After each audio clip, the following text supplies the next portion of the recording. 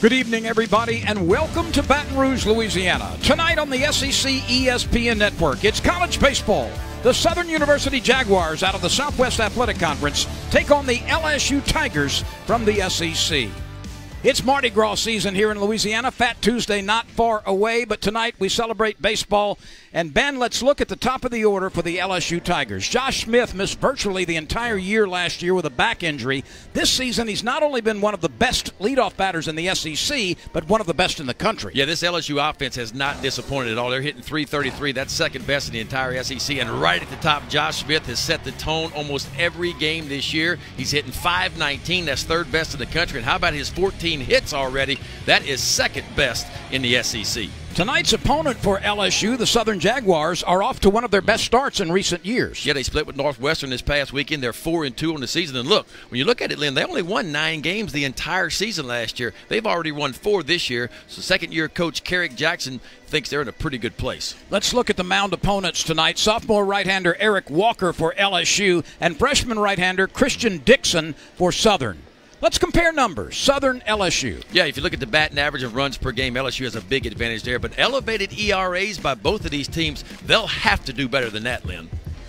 Well, we've had about a 15-minute delay because of some light showers that came through the area about 45 minutes ago. So we're starting about 15 minutes later than normal. Right now, 70 degrees. There is a chance of rain as the evening progresses, but right now the weather radar looks pretty promising to get this game in, or at least a good portion of it, before we may be bothered by rain again. Here's the Southern Jaguars starting lineup. Third baseman Tyler Laporte, designated hitter Kobe Taylor, Hunter David the first baseman, Michael Wright in left field. The shortstop is Willie Ward. Ashanti Wheatley is the right fielder. William Nelson is catching. Xavier Moore at second base. And Javion Williams is the center fielder. And on the mound today for LSU, Eric Walker.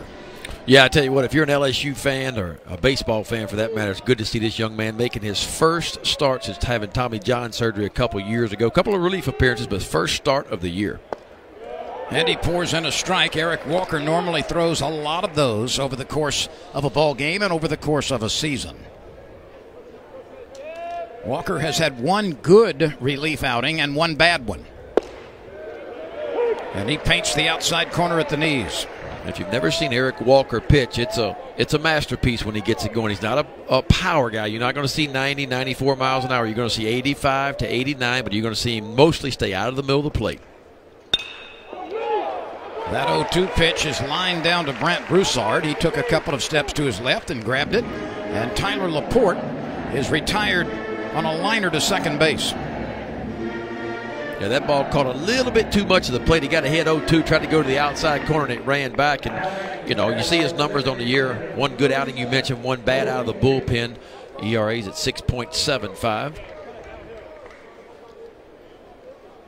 Man, it's a little bit of an enigma to me because right now LSU's team ERA is 5. That's way too high. Yeah. But it's also noteworthy that the opponents are only hitting .231 against LSU, which is very, very good. So a lot of runs have been scored, but not necessarily with a lot of base hits. Yeah, I mean, well, you know, LSU's had its troubles like it did last year. The walks, to me, are elevated a little bit for LSU, probably a few too many at this point.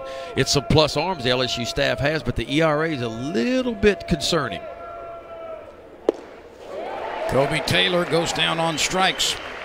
And that's what Eric Walker can do to you right there. He can throw 3 pitches just about any time he wants to. He's got a changeup he'll throw for a strike, and he's got one like that when he'll fade to the outside corner. He can strike you out. Cade Beloso and Brant Broussard on the right side of the infield. Josh Smith and Hal Hughes on the left side. Daniel Cabrera, Zach Watson, and Antoine Duplantis are in the pasture. And Brock Mathis is behind the plate again for the Tigers. A strike to Hunter David, who's off to a very good start, hitting a whopping .450 over the first 6 games. 9 for 20 on the year. They've all been singles. And he's driven in 6 runs. And right now, Walker is painting the edges. He is. He is dotting that outside corner. You see the LSU catcher Mathis has rocked to the outside corner. That's exactly where those last 2 balls have been delivered. The outfield is medium depth and straight away. There's the first breaking ball of the night. Yeah, and Southern's much improved. That's the reason why they got 4 wins already. The batting average last year only .254. They're hitting nearly 30 points better so far this season. I know it's just a sample size, but it's a good omen for sure. And a half swing takes care of Hunter David. A line out to second base on an 0-2 pitch and a couple of strikeouts. A good start for Eric Walker. LSU is coming to the plate for the first time. Southern failed to score in the top of the first. Everybody all set? Hey. Oh, any recommendations? The salmon roll's okay. Just okay. Is it fresh? Sort of. The chef had it this morning. Unfortunately, he went home sick, but he left instructions with Kyle. This fish is raw. Do we need a minute? Yes. Just okay is not okay, especially when it comes to your network. AT&T is America's best wireless network according to America's biggest test. Now with 5G Evolution, the first step to 5G. More for your thing. That's our thing. Sarah's last tuition payment sent off. Feeling good? Oh, yeah. Now I'm ready to focus on my project.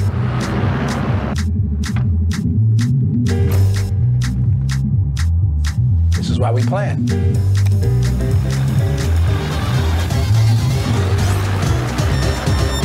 Oof. You never cease to amaze me, Mike. See how investing with a JP Morgan advisor can help you. Visit your local Chase branch. The hottest sneakers. Impossible to get. Until now. Every pair. Every grail. Always available. Always authentic. Never sold out. Millions know. Now you do too. StockX. Now you know. Visit StockX.com today. LSU is coming to the plate for the first time. Southern failed to score in the top of the first inning. Here's the batting order for Paul Maneri's club tonight. Josh Smith at shortstop, Zach Watson, the center fielder, the right fielder, Antoine Duplantis, and the left fielder is Daniel Cabrera. The designated hitter is Saul Garza. Cade Beloso is at first base. Hal Hughes, the third baseman. Brock Mathis is hitting eighth and catching, and Brant Broussard is at the bottom of the order at second base. And this is Christian Dixon, making his second appearance, his second start, 4 1/3 innings in his first one, 4 hits allowed and 4 earned runs, 4 walks and 1 strikeout. Yeah, he's got a fastball, breaking ball, and a changeup. He came to campus with a fastball and a changeup. He's learning the breaking ball. Just a freshman out of Nashville, Tennessee. Fastball is going to be 82 to 86 miles an hour. See his numbers on the year. Making his second start, third appearance overall, and keep an eye on the walks. 4 walks in just 4 innings of pitching. That's a concern. So a big moment for this freshman pitcher from Southern, his second start, and it's in Alex Box Stadium against the #1 team in the country. Yeah, I was talking to head coach Carrick Jackson about him. He said, I got him on the mound because he loves to compete. He's one of my best competitors that I have on my team, so I'm going to give him a shot. Josh Smith has been very good when leading off an inning this year. He has reached base 10 of 14 times when he's the first batter in an inning. Well, he has done everything a leadoff hitter is supposed to do this year. Been on base a bunch, as you mentioned. That's a 71.4% success rate of getting on base when Josh Smith leads off an inning.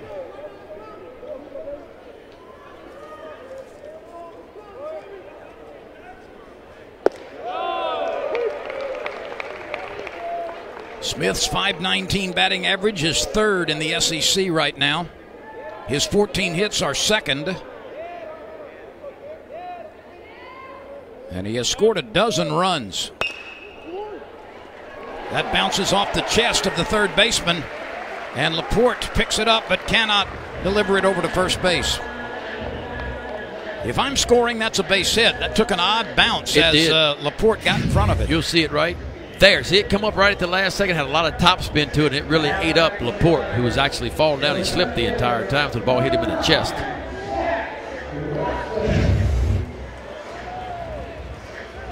That's been ruled an error. So Josh Smith reaches on the third baseman's error. Here's Zach Watson.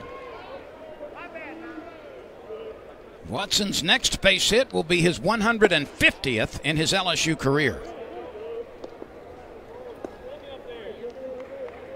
Yeah, Watson, a little bit of a slow start, but the last 2 games have been really good for him. And, of course, LSU's hoping he can return to that form that he had a couple of years ago toward the end of the season where he was just carrying LSU all the way to Omaha.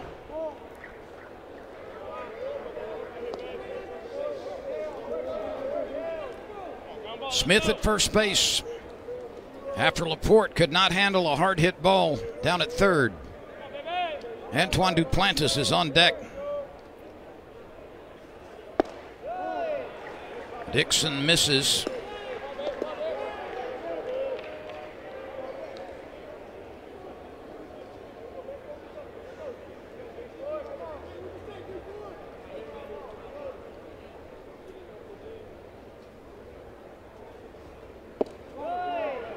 And Watson draws a base on balls. So immediately the water starts to boil around the freshman Christian Dixon. Defensively, Southern has Michael Wright, Javion Williams, and Ashanti Wheatley in the outfield. Tyler Laporte and Hunter David on the corners. Willie Ward and Xavier Moore are the middle infielders. Christian Dixon is pitching to William Nelson.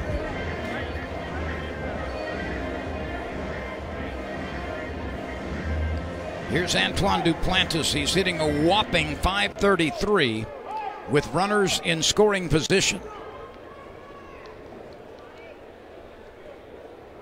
Duplantis is one of the nation's leaders in runs batted in with 18. And he's already got 3 home runs. Of course, that is a career high for him in a season. He's second in the SEC in runs batted in.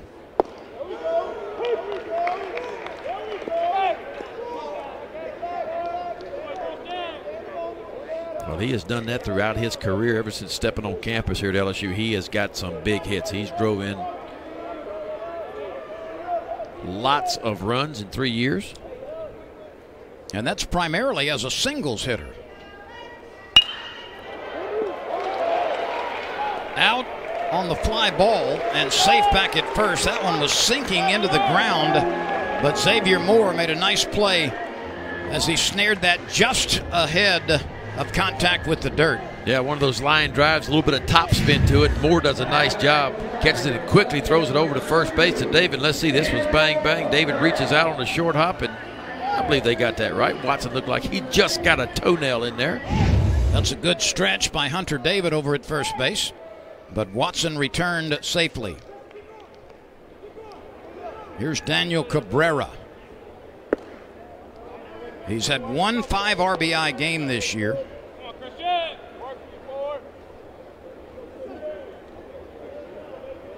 He's also had a 4 RBI game.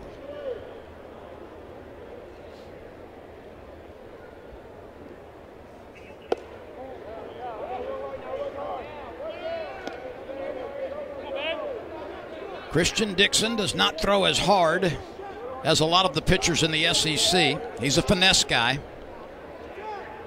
Let's see if he can entice Daniel Cabrera.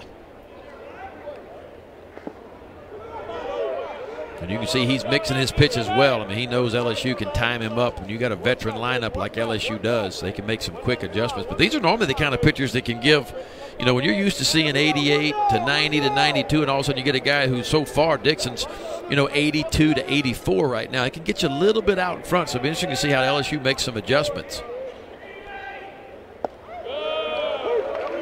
That's a pitch that clipped the outside corner nicely. Yeah, that's the respect that Daniel Cabrera gets. 3-0 count. You think you're going to get a fastball, and Dixon takes a little bit off, throws a 3-0 changeup for a strike. Cabrera is hitting .417. He's 10 for 24 with a couple of doubles and 3 home runs.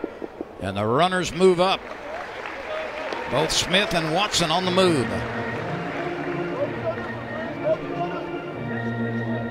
Yeah, just a double steal. Smith was timing it. You can see the last couple of pitches, he was just trying to time up Dixon. He finally got a good jump. And, of course, Watson at first base had to make sure Smith took off, and it was double steal.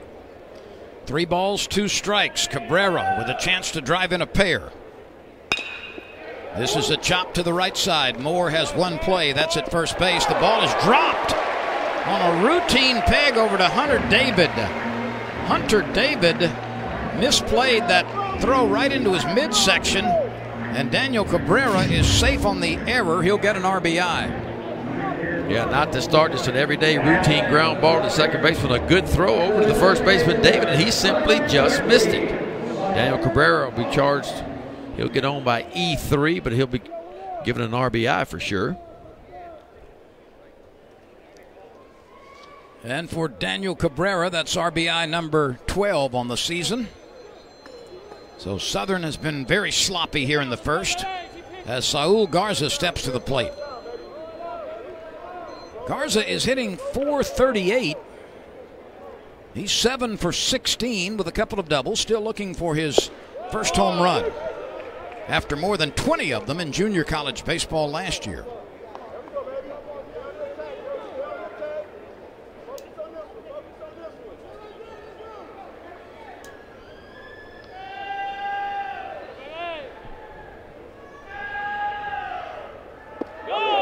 That was a dandy changeup, and Garza could not stay back on it. Really nice off-speed pitch. See the catcher Nelson Moore in the outside corner, exactly where it was delivered. A very slow curveball. Well, that's how Dixon's going to have to pitch, and we've seen him use all three of his pitches so far. The curveball, the changeup, the fastball. Looks like he's going to try to elevate a fastball here. He does, just out of the zone. Garza has been at the plate with a runner on third and less than 2 outs 4 times this year. And all 4 times he has delivered, scoring the runner from third. Well, we talk about this all the time. When you don't need a base hit to score a run, you got to be good at it. And the good teams find a way to drive home that run from third base in less than 2 out.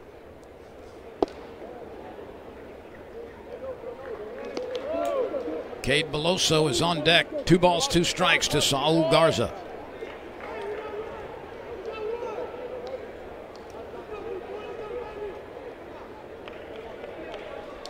Garza's father was a pitcher during his college career at Texas Pan American. That was back in the mid-1980s.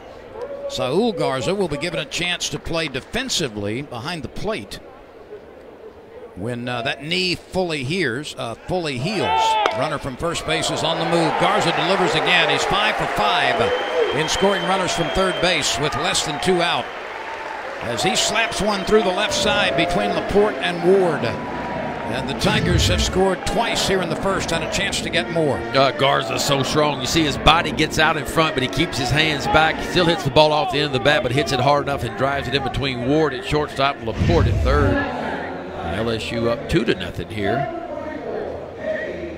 in the bottom of the first inning. Only 1 out. That came on the liner to second base by Duplantis.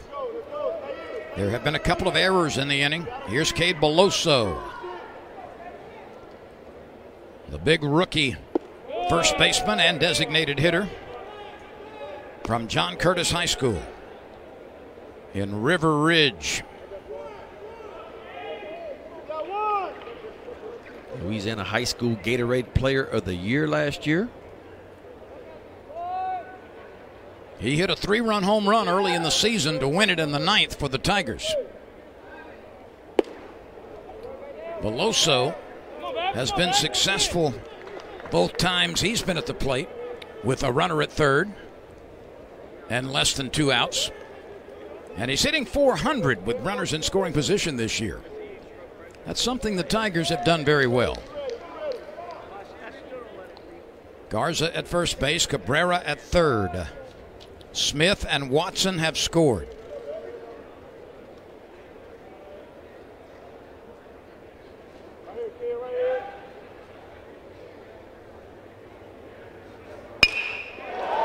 Way back this one goes. Ladies and gentlemen, pucker up and kiss that baby goodbye. Cade Beloso smacks one way up into the night. His second 3-run home run of the season, and the Tigers jump out to immediately a 5-0 lead. That ball was blistered. It was out like now. That's how fast it got out. And boy, a 2-0 fastball sitting on a heater. And how about the big fella? Just barrels one up. And this is not a cheapie at all. I mean, this is way back to right center field. How about that? A Weaver. Well, he's hit 2 Weavers. Yes, he has. So the Tigers immediately score 5. And it brings up Hal Hughes, who's hitting .259 while holding down third base. This is the 8th game in which he has started. Hughes has a couple of doubles, and that one is lined down to the shortstop. Ward is right there. Yeah, and really inning young Christian Dixon, the pitcher for Southern, really should be out of the inning many batters ago. A couple of errors has cost the team. And that's one thing. If you talk to head coach Carrick Jackson, he said, listen, I'm happy with our hitting. We're hitting much better than we did last year. Our pitching has to get better, and our defense needs to get much better. And it's showing up here in the first inning.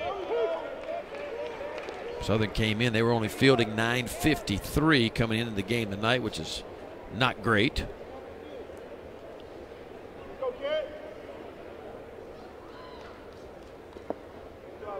Well, the good fielding teams across college baseball will be fielding at least .985. Some of them approaching .988, .990 even occasionally, but .953 is not good enough. And that one gets a piece of Brock Mathis.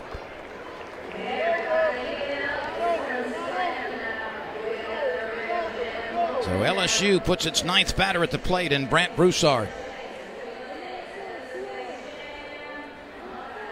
Brant is hitting .238. Earlier in the season, he was in the 2-hole. Zach Watson has moved to the number 2-hole hitter now, and Broussard is batting 9th tonight. 5 for 21 on the year. They've all been singles.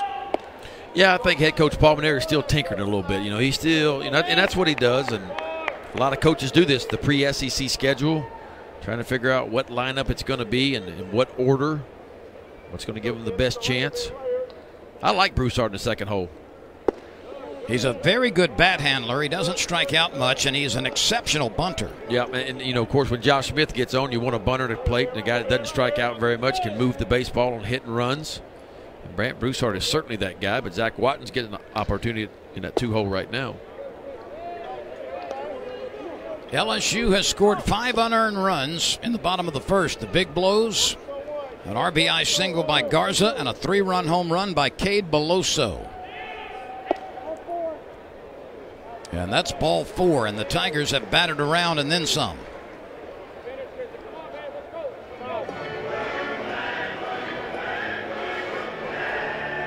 And we'll have a conference here. Smith reached on a difficult ball down to the third baseman. It was ruled an error. Watson walked. Duplantis lined out. Cabrera got an RBI grounder to the right side, and a routine throw by Moore over to David was dropped by the first baseman, David. That opened the door for Saul Garza, who rammed one deep into the right field bleachers, a 3-run home run, or rather Garza with an RBI single after that, and then Cade Beloso rams one into the right field bleachers, a 3-run homer. Hal Hughes lined out. Mathis has been hit by a pitch. Broussard has walked, and we remain in the first inning.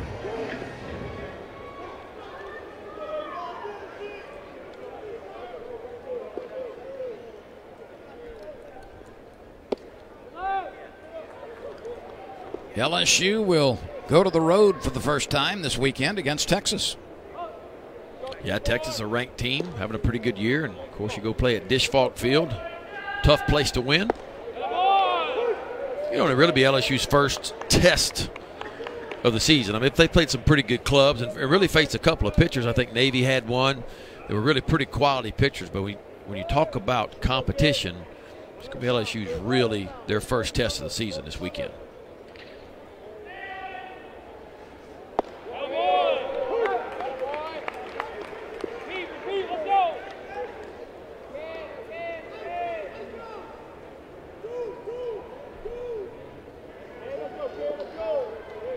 Josh Smith is 4 for 5 this year when a runner is in scoring position. 2 balls, 2 strikes, 2 outs, 5 runs home for the Tigers.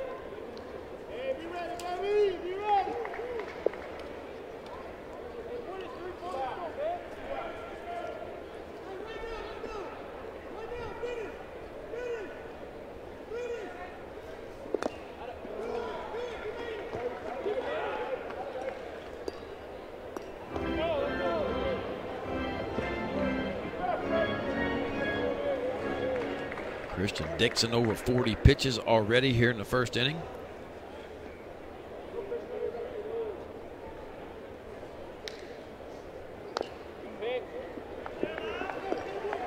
And both Josh Smith and Daniel Cabrera have a chance to do something that was done last year by Jake Slaughter. And that is hit safely in the first 8 games.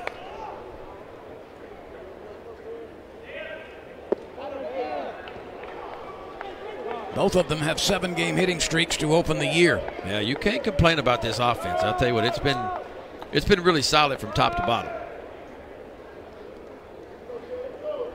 LSU leads the SEC, runs batted in as a team. We talked about the .333 batting average. Hal Hughes has a 3-game hitting streak for the Tigers, and so does Antoine Duplantis and Gavin Dugas.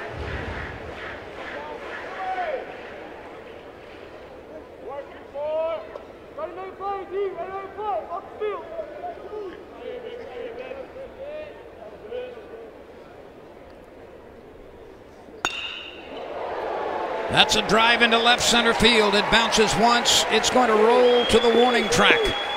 And the Tigers add more to their lead. A 2-run double by Josh Smith. He's got an 8-game hitting streak now. And the Tigers are off and running here in the first. Il son parti. Boy, I tell you what a good piece of hitting. This ball is right on the inside corner. And Josh Smith pulls those hands in close, gets a barrel to it, slices it out in left center field. No doubt 2 runs. We're going to score. You see Mathis come home. Right behind him, Brant Broussard. It's a tough league. It's a tough league when you go 1 for 2 and your batting average goes down. You know you're having a pretty good year. That's only the 3rd hit by the Tigers. But those hits, along with Southern mistakes and a couple of walks and a hit batter, have produced 7 unearned runs in the first.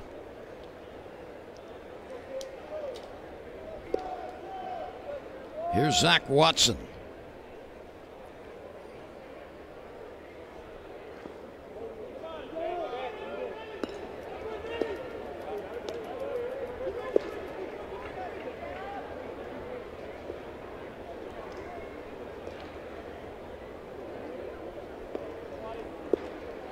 Watson walked and stole a base in the first inning and scored.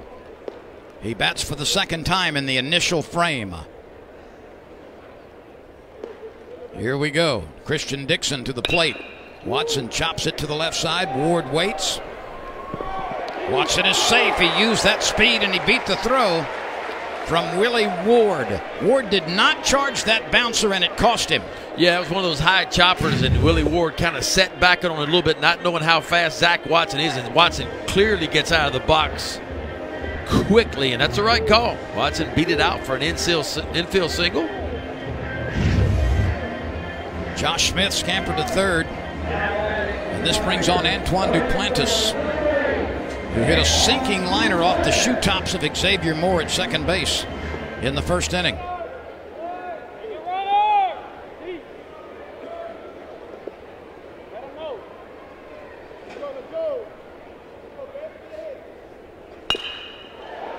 Here's a drive to center field. That's down for a base hit.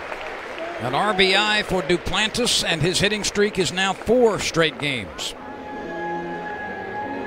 That's what he's done so well throughout his 4-year career at LSU, is hit the ball where it's pitched. Nobody does it any better here. Ball fading down and away from him. He didn't try to pull it. Stayed inside it, drove it right back up the middle as Josh Smith trots home with LSU's 8th run here in the first inning. Jacob Snyder is coming out of the bullpen, so that's enough for Christian Dixon as the Tigers light him up for 8 runs on 5 hits. All of the runs are unearned, however, but we'll step aside here with LSU off and running against Southern. It's 8-0 in the bottom of the first, and more to come. Have you ever worked with Dr. Francis? Oh yeah, he's okay. Just okay? Guess who just got reinstated? Well, not officially. Nervous? Yeah. Yeah, me too. Don't worry about it. We'll figure it out. I'll see you in there. Just okay is not okay, especially when it comes to your network. AT&T is America's best wireless network according to America's biggest test. Now with 5G Evolution, the first step to 5G. More for your thing. That's our thing. It starts with a surge of adrenaline. Neurons fire, signals flood the nervous system. Limbs begin to lighten. Pupils race back and forth behind closed eyelids. Then open. Awakened. Now it's up to you to decide what to do with it. Just do it, just everybody. Just everybody. Come and get it now.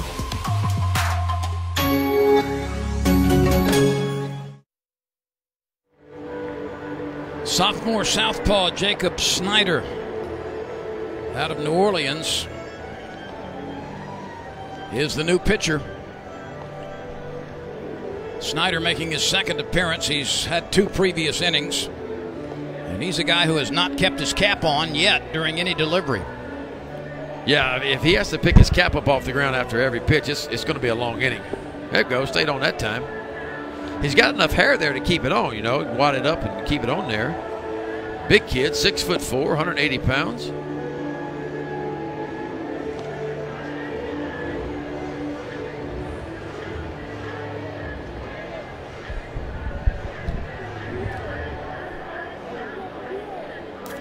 LSU has sent 12 to the plate. This will be number 13 in Daniel Cabrera.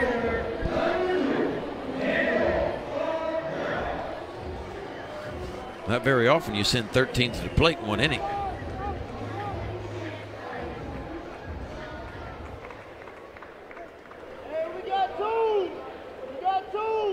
Cabrera reached on an error when the first baseman dropped a routine throw back in the earlier part of this inning. So LSU tonight in the first inning has scored as many as the LSU softball team did last night in a walk-off victory against Kent State in 5 innings.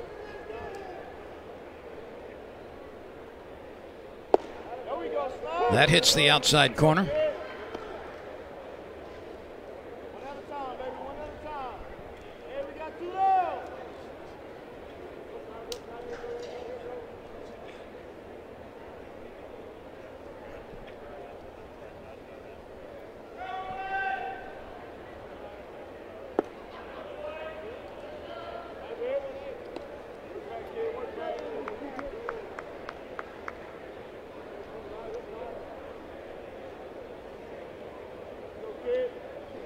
LSU has 1 home run in the inning. Cade Beloso, a rising line drive into the right field bleachers with 2 teammates aboard.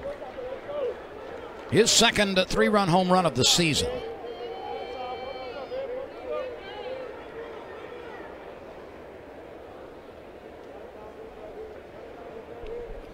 It's a hitter's count. Let's see what Cabrera does with it.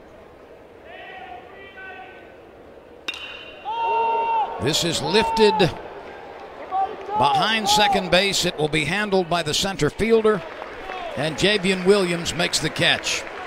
But LSU produces 8 in the first, 3 of them on this mighty swing by Cade Beloso. A 3-run home run into the right field bleachers, and the Tigers, after 1 inning, lead Southern 8-0 on the SEC ESPN network.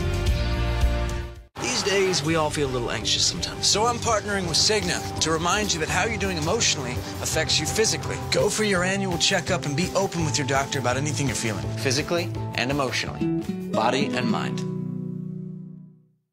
Everybody all set? Do we need a minute? Yeah. Networks like sushi should never be just okay. AT&T is America's best wireless network according to America's biggest test. Now with 5G Evolution, the first step to 5G. There's nothing quite as magical as staying at a Disney Resort hotel.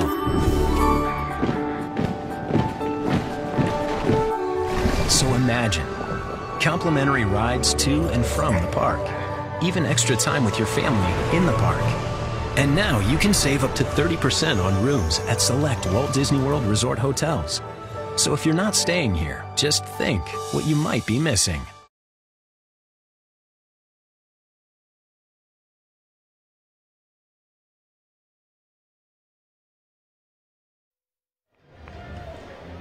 8 runs on 5 hits in the bottom of the first for LSU.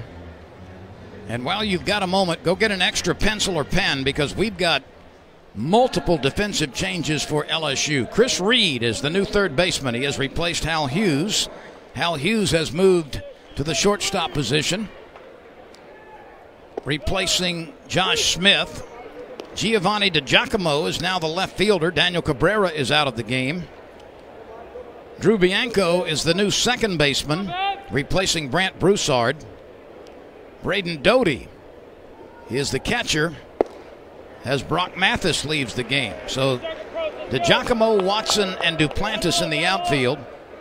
Reed and Hughes on the left side of the diamond. Bianco has entered the game at second base. Beloso remains at first, and Doty has replaced Mathis behind the plate. Ben, did you get all that? I think so. I think so.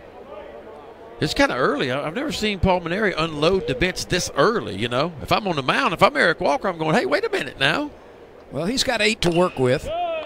I'm going, hey, I want to leave my dudes in there now. I like 8-0, but I like 16-0 a little better. Boy, you're greedy. Well, no, look, you get them while you can.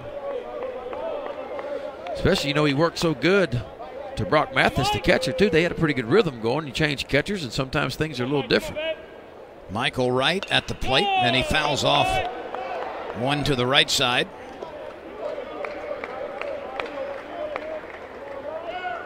So lots of changes early for LSU after an 8-run first inning.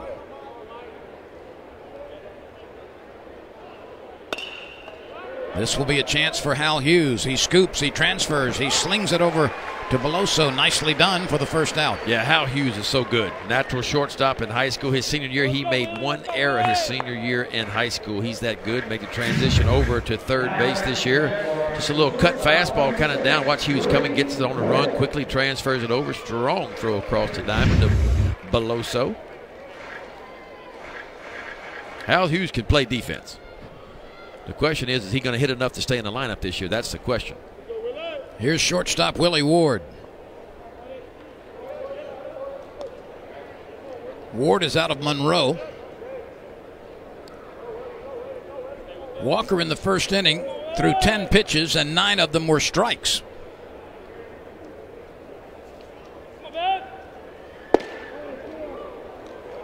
He falls behind 2-0. Well, that's Eric Walker. When you go back to that freshman year, he was freshman All-American in everybody's book. 8-2 that season with a 3.4 ERA, worked 95 2/3, struck out 78, only walked 23 as a freshman. Zach Watson on the run. He covers a lot of ground out there, and he catches up to it for the catch. He covers more ground than what? Pine pollen. Wow. That's a lot. He did get a good jump on that ball. It's one thing LSU has this year, some speed in the outfield. Cabrera can go get it, but Watson and Duplantis can really go get it. We're about 2 weeks away from being inundated by the usual March flood of pine pollen. I thought it was going to be kudzu this time, but you went with the pine pollen just because it's close. I did, and variation is the spice of life, right? I got you.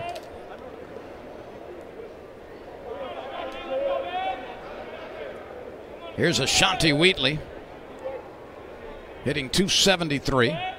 He's got a double and a triple this year.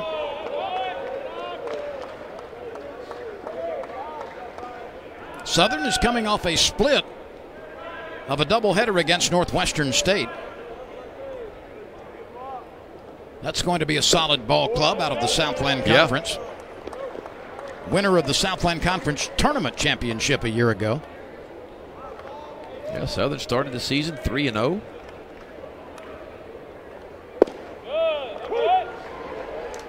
You know, Carrick Jackson, he was in his second year at Southern, got a little bit behind on recruiting whenever he came in, and he's had to kind of recruit where he could. Went the junior college route this past year to try to get some experienced guys in there.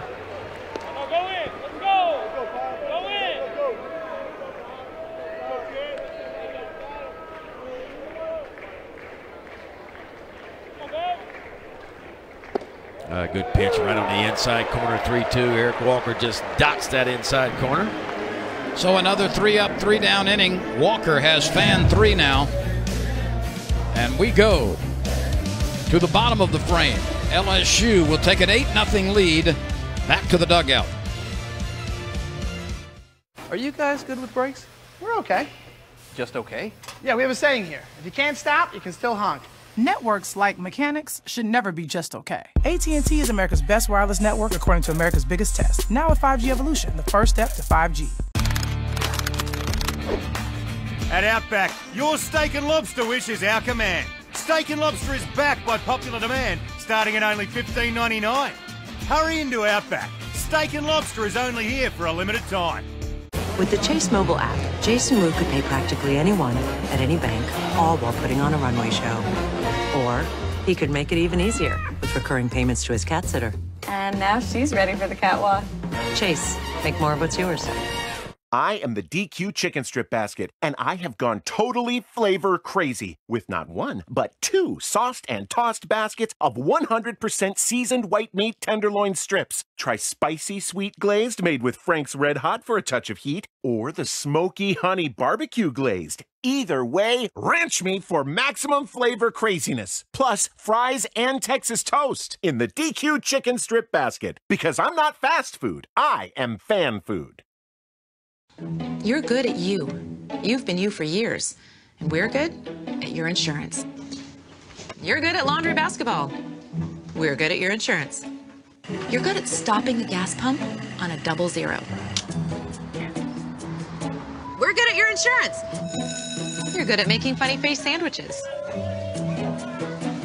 And we're good at your insurance. So start with Indiana Farm Bureau Insurance and stop knocking on wood. LSU got 8 in the first and will bat here in the second inning. These teams have played 54 times. LSU has won 52 of them, including 13 consecutive games. Saul Garza had an RBI single to the left side in the first inning. This is the first time he's faced Jacob Snyder. He had the base hit off the starter, Christian Dixon.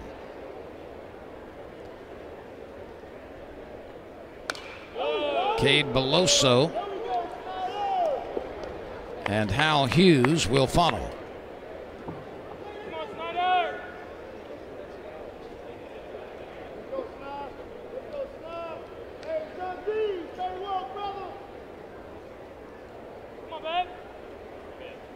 LSU will go cross town and play Southern later in the season.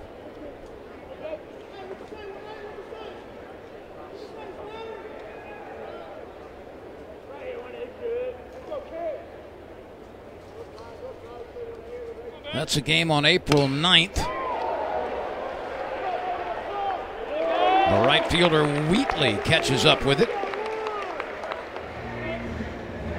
Garza hit it pretty well, but Wheatley was equal to the task.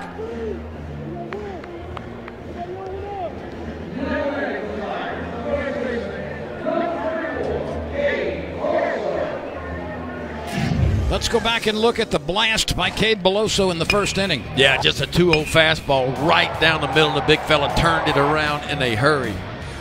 We heard a lot about this young man.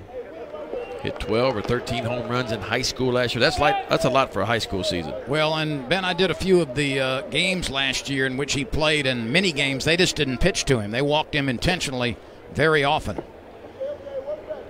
This is only the second at bat this year for Beloso against a left-handed pitcher. Well, yeah, it looks like the rotation for head coach Paul Maneri is going to be when LSU faces a left-hander. It's either going to be Bianco or Dugas over there. And, of course, when LSU faces a right-hander, and I mean over there, I mean at first base, if LSU faces a right-hander, you're going to see Beloso, it looks like. That's just kind of how it's shaking out right now. That's, of course, subject to change. But why not? I mean, Beloso is one of those guys, obviously, he can change the game quickly. He did it there in the first inning.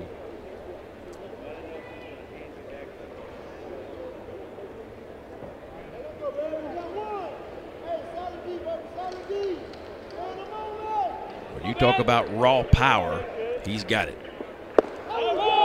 There's a really nice fastball just on the outside corner by Snyder at 84 miles an hour.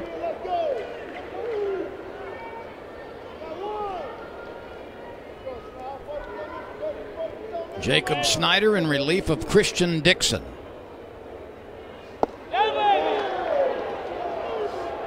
Really good pitch by Snyder and a nice job of Beloso laying off this. Watch, you see the catcher Nelson's on the outside corner. Watch where this ball is.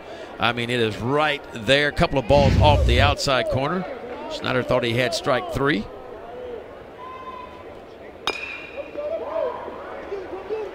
Ward charges, flips it over to first and throws it beyond the reach of Hunter David. Beloso is on his way to second base.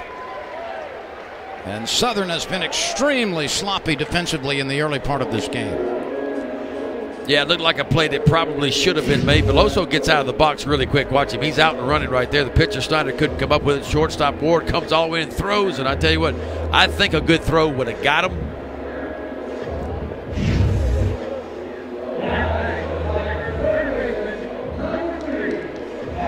That's been ruled an error.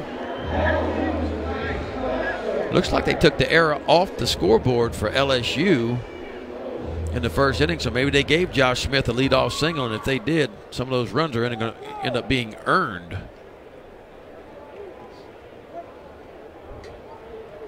Right now they've got Southern with 3 errors. Yeah, and LSU, they had. Here's a drive into right center field. Hits down for a base hit. Beloso digging to the plate. He's there as Hal Hughes delivers. He's hit safely in 4 straight games now and has looked much better at the plate in recent days. Yes, he has.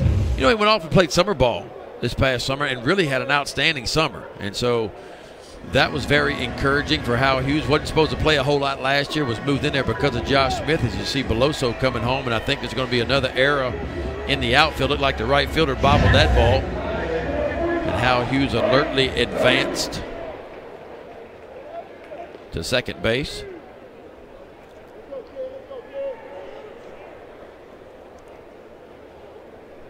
Now Braden Doty comes to the plate. And indeed there was an error charged in the outfield. So we'll see if Hughes gets credit for the RBI. He gets a base hit and an error on the right fielder.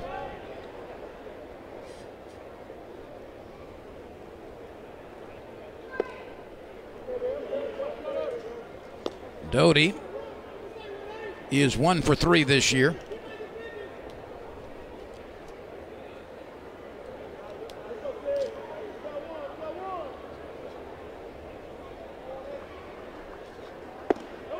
Doty takes a full cut and can't find it from Jacob Snyder. So credit Hal Hughes with an RBI single, and he moved to second base on a bobble in the outfield. Southern already has 4 errors. That one bounces around up into the bleachers.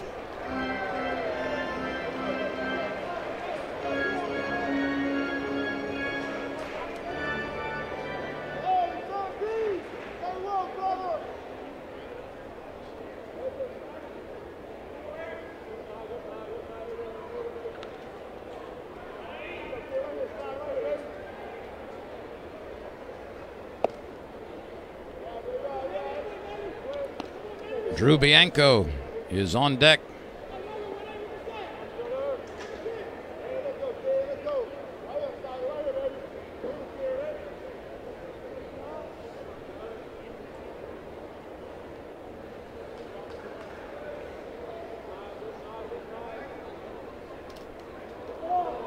And that's a balk. I don't know what happened there, but Snyder did not deliver the ball.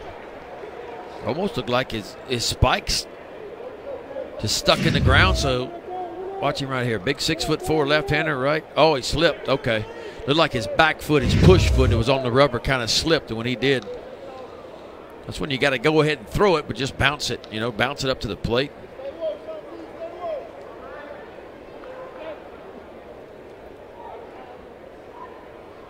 The 2-2 pitch. Off the mark and low.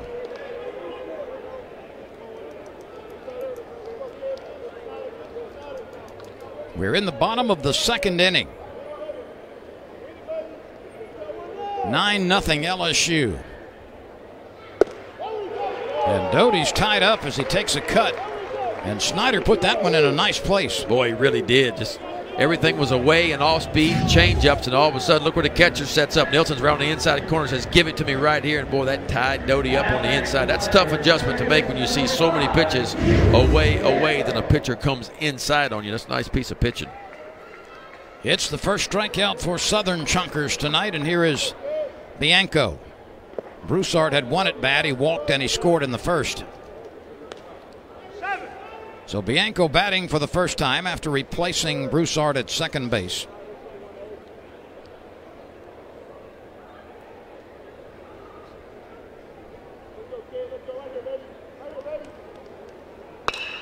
Bianco hits one way, way back.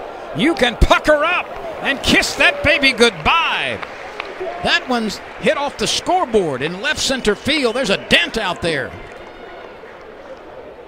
Oh, did he catch it? Yeah. I lost count of it. No, the wind knocked it down. No, it did not. I looked up and I lost it in the board.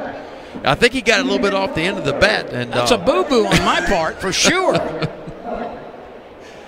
It was. See that post right there? I see it. Move out of the way I of that see it. thing. Almost. 9-0 LSU. Have you ever worked with Dr. Francis? Oh, yeah. He's okay. Just okay? Guess who just got reinstated? Well, not officially. Nervous? Yeah. Yeah, me too. Don't worry about it. We'll figure it out. I'll see you in there.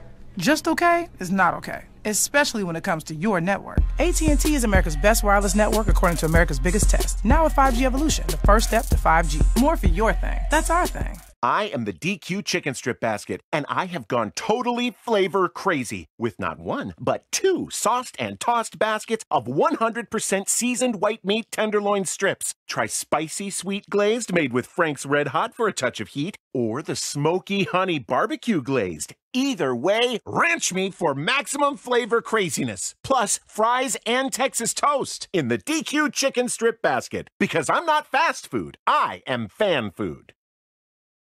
You're good at you. You've been you for years. And we're good at your insurance. You're good at laundry basketball. We're good at your insurance. You're good at stopping the gas pump on a 00. We're good at your insurance. You're good at making funny face sandwiches. And we're good at your insurance. So start with Indiana Farm Bureau Insurance and stop knocking on wood. LSU got 1 in the second inning and leads 9-0. And Cole Henry is the new pitcher out of Florence, Alabama. He's a first-year Tiger. He'll go against William Nelson, Xavier Moore, and Javion Williams. Eric Walker pitched 2 perfect innings, striking out 3. Henry with 3 1/3 innings. This is his 3rd appearance. An ERA of over 8, 3 walks, 3 strikeouts. Yeah, I see the 3 walks. Got to do better there, but it's a big arm, and we saw him his first ever outing on opening night a couple of Fridays ago, up 95, 96 miles an hour. He's allowed 8 hits in 3 1/3 innings. Ben, you got anything I can clean my glasses with? Yeah. A little thing right there is a glass cleaner. I mean, this little cloth, I think it's almost made for that. That looks used to me. Oh, it's used.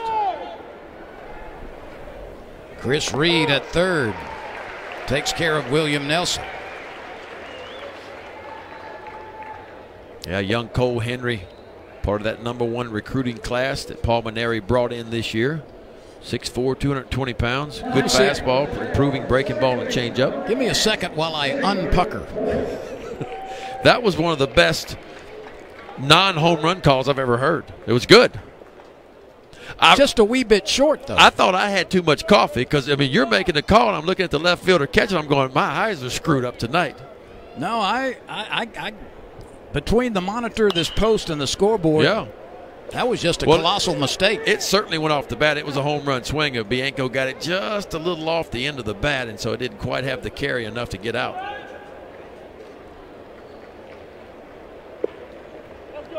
We are sure of the score. It's 9-0.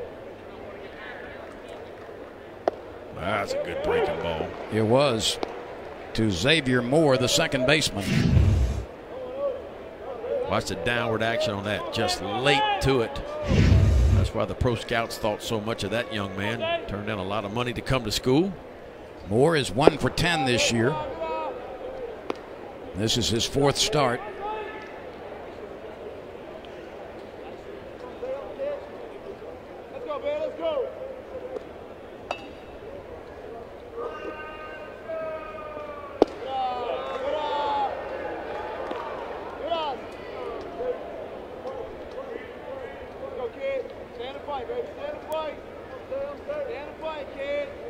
Walker threw almost nothing but strikes in a couple of innings.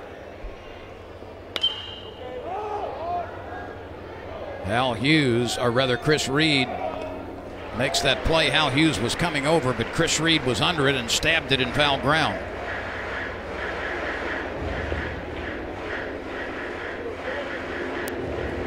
Reed and Hughes on the left side defensively. Bianco and Beloso on the right side. Doty catching. Giacomo, Watson, and Duplantis in the outfield. Williams gets the bunt down. Out at first base. Cole Henry fielded his position nicely and got the throw over to Cade Beloso. Reed, Watson, and Duplantis coming up. Southern has not had a base runner through 3 innings. LSU leads 9-0. Everybody all set? Do we need a minute? Yeah. Networks like sushi should never be just okay. AT&T is America's best wireless network according to America's biggest test. Now with 5G evolution, the first step to 5G. I wish I could wake up and say hi to a giraffe.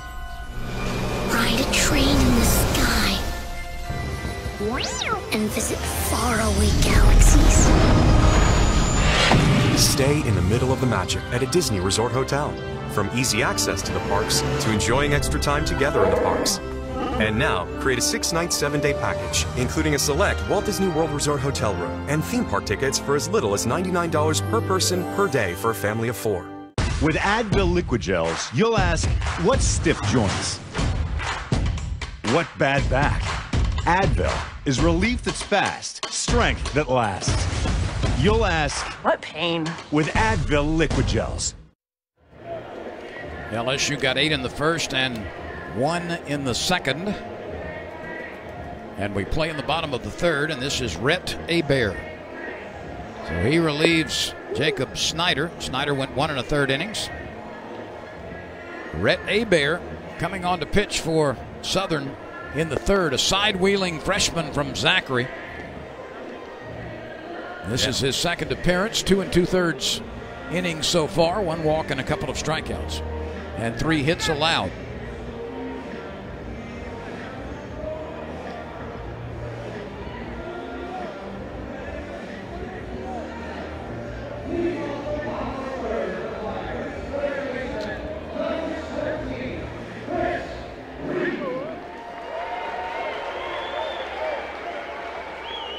Here's Chris Reed batting for the first time.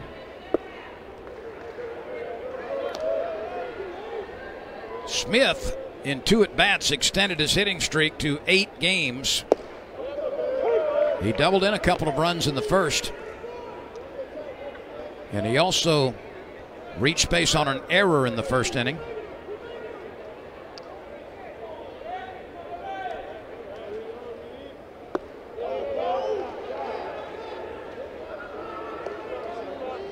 Well, you talk about an understanding of the strike zone, Chris Reed. We see him take more pitches like that, a ball or 2 off the outside corner, never offers out of it, seems like.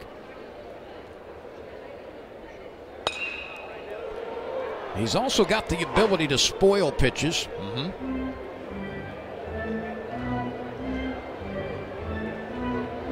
No, Reed's one of those guys that's kind of been his role, although a couple of years ago he started a lot of games for LSU, just You know, it's tough, especially for a young guy to sit on the bench, but Chris Reed seems to be able to sit that bench for a while and come back and make some quality at-bats when he's called upon. He's done it already this year several times. Had a big sacrifice fly early in the season and then got a sacrifice bunt down in a big situation.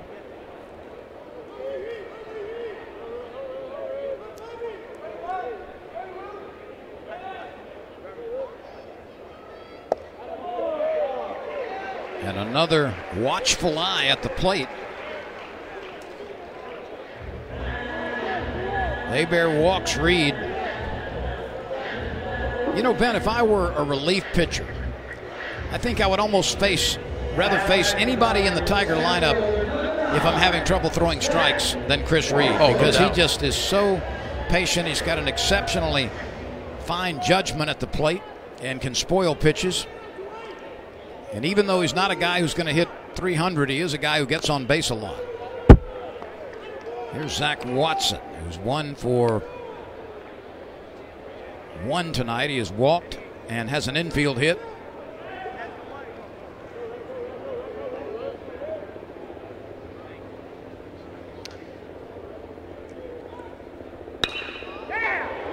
This will be his second hit of the night.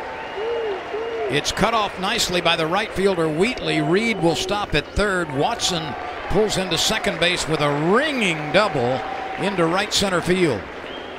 Well, Watson really has gotten it going here the last 3 games. And that's when you know Zach Watson's swinging it good. When he takes a ball on the outside part of the plate, he doesn't hook it, doesn't try to pull it, just laces out to right center field, easily in at second base. I'll tell you what, Wheatley in right field, you mentioned it, he did a nice job to get to that ball and cut it off and keep it from getting all the way to the wall.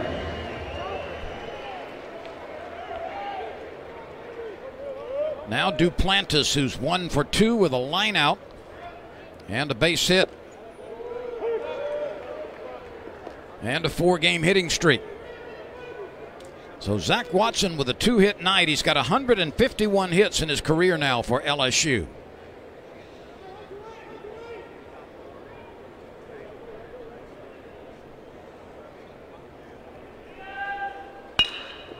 Here's a knock up the middle. Duplantis drives in a pair with another single, and that is vintage Antoine Duplantis. That sweet, measured, level swing. Watch his balance here. Yeah, I mean, the path to the ball has been remarkable for 4 years. What I mean by his bat path to the baseball, he just seems to consistently find the barrel more than most. Not going to hit a ton of home runs, but he does have 3 this year, but that's what he's lived on right there. And I promise you, if you go back and look at his career, he's got as many base hits to the left side of that field up the middle as he does to the pull side, because he does such a good job of staying inside the baseball. He's also got a team-leading 20 runs batted in now.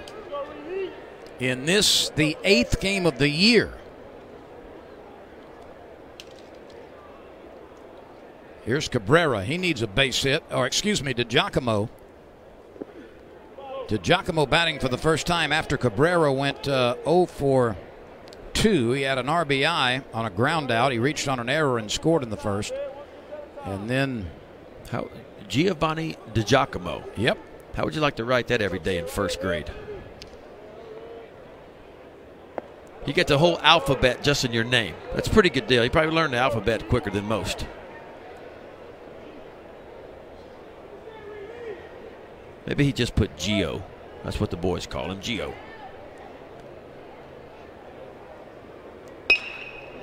DiGiacomo rips one up the middle for a base hit. Duplantis stops at second.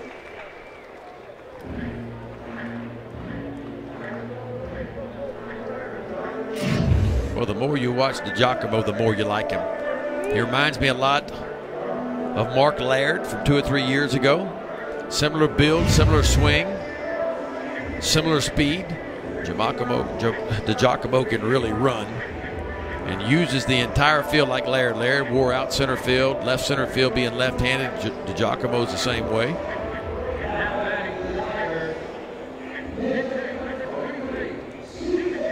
C.J. Willis is going to get an at-bat now. So Willis will bat for Saul Garza, who singled in a run and scored and fly to right.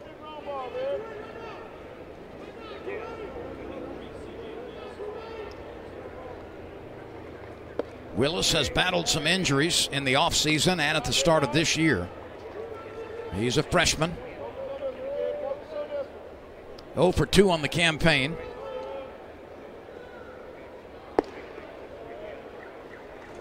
Yeah, C.J. Willis had arm injuries. You mentioned his senior year in high school. That's really the only way he came to campus. He was supposed to be a pretty good pick, but because of the arm injury, scouts kind of got off of him. Ends up at LSU. They didn't think they were going to get him. This time last year, they were thinking, no way he ends up at LSU, but that's a sweet swing, and it results in another sharp single to center field. The bases are loaded as C.J. Willis comes off the bench and collects his first LSU base hit. What I like where LSU's hitting the baseball. The last 3 hits have been right there. Line drives right up the middle. Very balanced at the plate. Shono Chico, the hitting coach for LSU, doing an outstanding job working with these young men. LSU has been impressive at the plate this year. There's no 2 ways around it. They'll get a real test this weekend because Texas has some real pitchers. I'm talking about some guys that can really bring it a little bit, and so it'll be LSU's first big test from an offensive standpoint. Red Hebert has faced 5 batters and has not retired anybody. He walked Reed. Watson doubled. Duplantis singled in a couple of runs. DiGiacomo had a sharp base hit to center field, and Willis followed with the same. And here is Cade Beloso.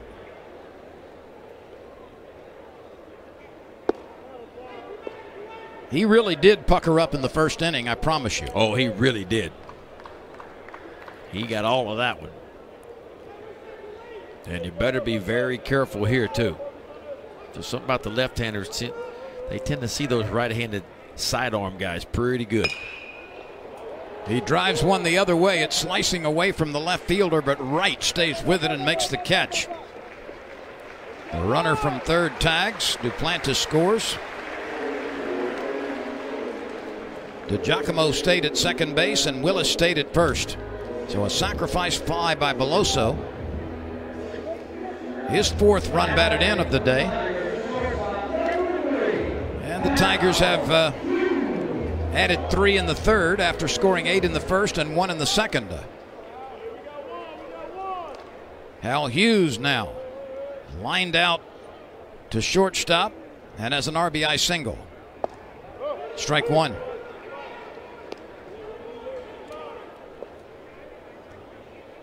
Thank you for joining us tonight.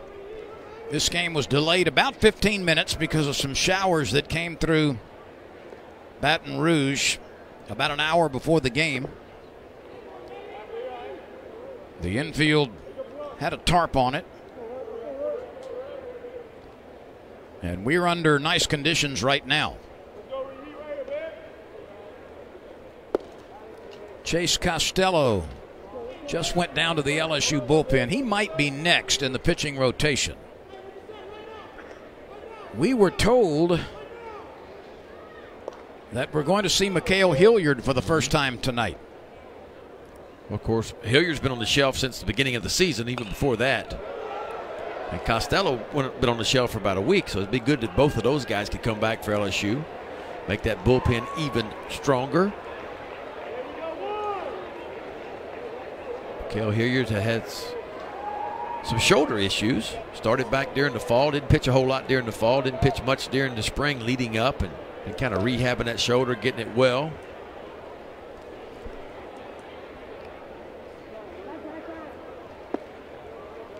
That's no pitch. LSU lost their only left-handed arm about a week ago. Easton McMurray had surgery, and he is out for the year, but expected to make a full recovery.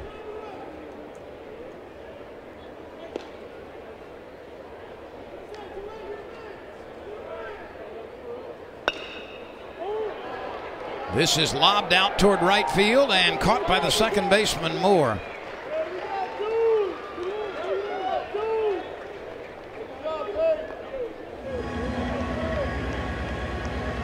Xavier Moore scampering into shallow right field and to his left makes the play.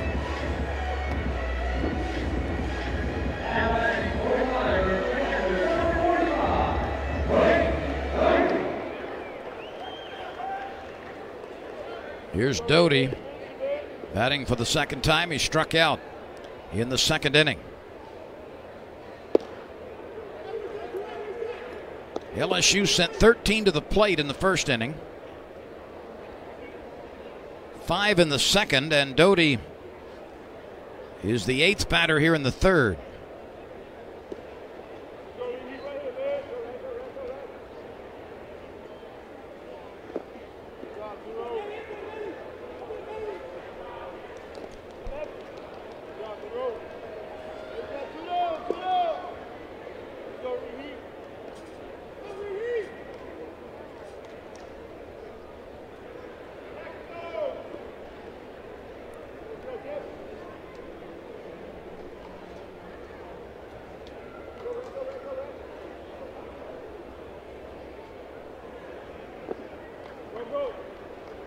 Christian Dixon started. He did not get out of the first inning. Jacob Snyder pitched an inning and a third. And now it's Rhett Hebert.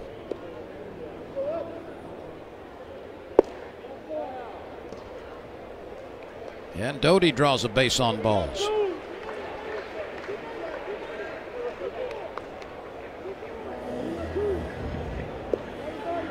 So the inning continues with DeGiacomo, Willis, and Doty aboard.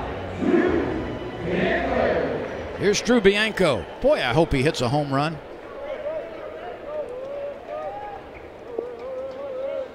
I saw where his dad came and visited him this weekend. Ole Miss.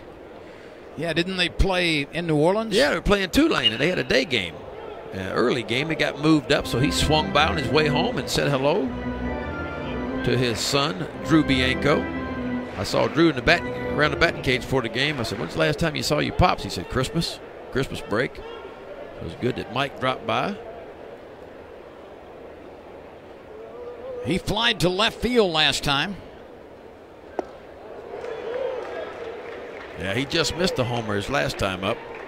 Caught right at the wall. One thing he does not get cheated on his swings.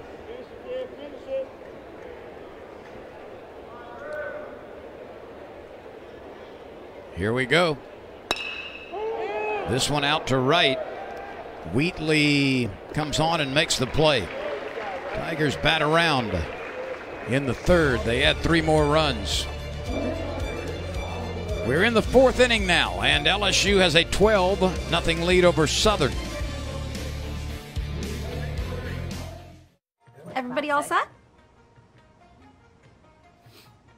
Do we need a minute? Yeah. Networks like sushi should never be just okay. AT&T is America's best wireless network according to America's biggest test. Now with 5G evolution, the first step to 5G. I can't believe it. That there's a lobster in our hot tub? Oh, you guys. There's a jet. Oh, I needed this. No. I can't believe how easy it was to save hundreds of dollars on our car insurance with Geico. Geico. Believe it. Say there was a place, the perfect place for the everyday things you need to take care of around the house. The squeaky hinges and burned out bulbs. The toilets that run and faucets that don't. That perfect place wouldn't be a warehouse. It'd be just the right size. It would be an Ace.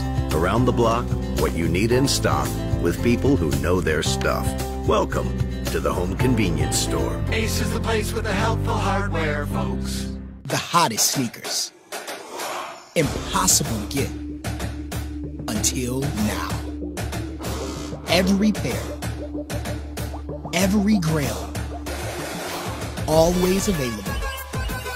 Always authentic. Never sold out. Millions know. Now you do too. StockX. Now you know. Visit StockX.com today. All right, it's time to regroup here. LSU leading by a 12-0 count. 10 base hits already for the Tigers. Eric Walker threw 2 perfect innings for LSU. Cole Henry got him 1, 2, 3 in the third. He's back on here in the 4th.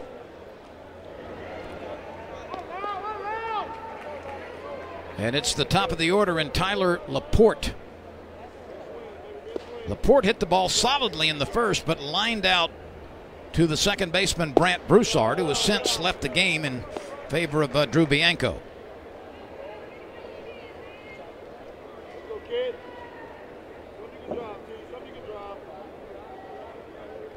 Laporte had 7 base hits coming into the contest.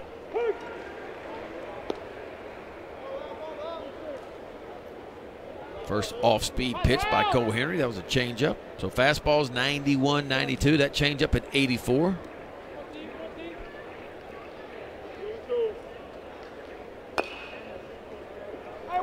Back to the fastball. And dribbled foul at the plate. Kobe Taylor and Hunter David will follow. We play in the top of the 4th. That's that nice overhand curveball, and Tyler Laporte watched it into the mitt of Braden Doty. Yeah, watch this. Watch the bottom fall of that breaking ball. That one there hurt your feelings. You see 93 miles an hour down, and you get a ball up. You can take it. Really nice pitch. Cole Henry's going to be a good one. He's going to pitch on the weekends for LSU. I don't know if it's going to happen this year or not, but he certainly will next year. But a big arm, a big body, projects well. Comes to campus, not quite as polished as Marceau and Hill, the other 2 freshmen. But certainly from a stuff standpoint, he may have the best upside of the 3.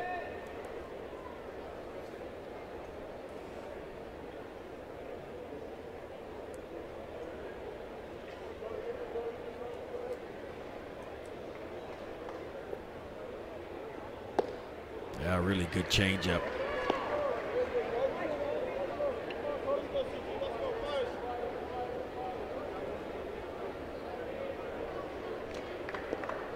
It's been a clean scorebook so far.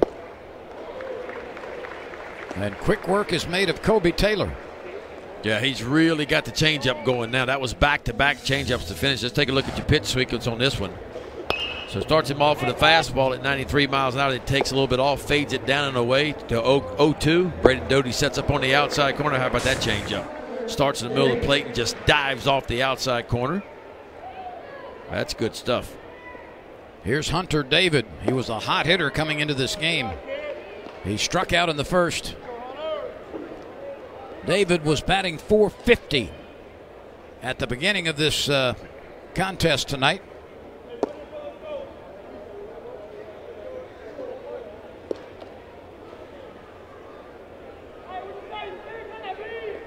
Walker struck out 2 Jaguars in the first and 1 in the second. Henry has fanned the first 2 batters he's faced in the 4th.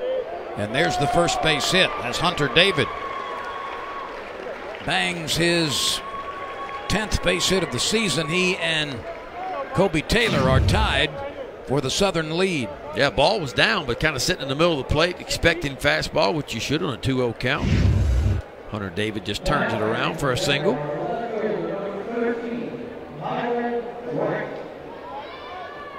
Here's Michael Wright. He grounded out to shortstop in the second inning. Steve Wright on the outside part of the plate.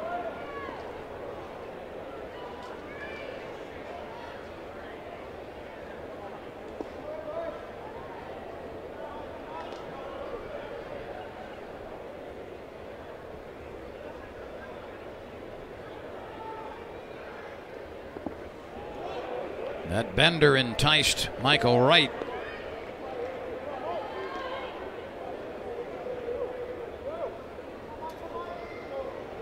Yeah, 0-2, a lot of options now. We'll see how good Cole Henry's command is. See what Braden Doty calls for. 31. Braden Doty's going to the outside corner to catcher. Got another breaking ball.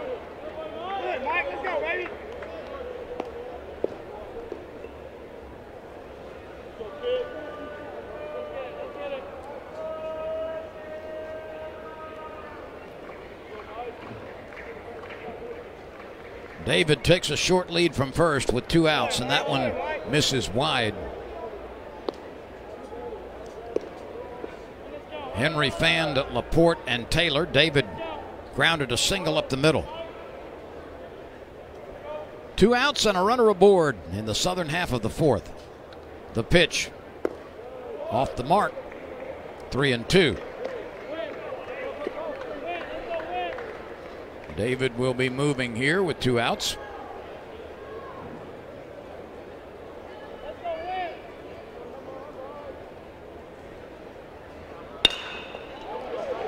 This will make center field. Back-to-back base hits on the ground between Hughes and the bag. Just a base hit right back up the middle. Wright did a nice job. Got down the count early, 0-2. Then worked the count back to a full count. Got a fastball count.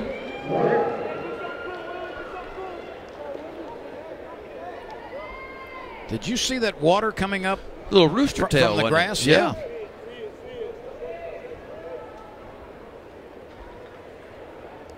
So a little bit of moisture out there. Looked like a buzz bait coming over. Right over top of a lily pad. Yeah. Yeah. On a full moon night. You ever fished a full moon? I have. Catch anything?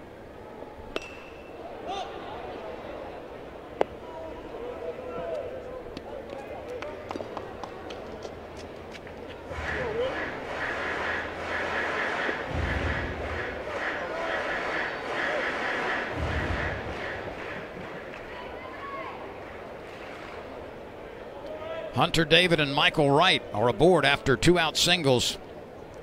Willie Ward flying to center field last time. This is the Southern shortstop. Southern has its first two base runners after 11 straight were retired by Walker and Henry.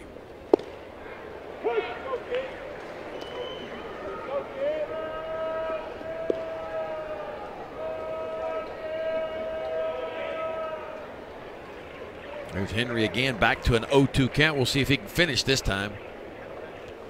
Had Michael Wright down 0-2. Gave up a single on a 3-2 count.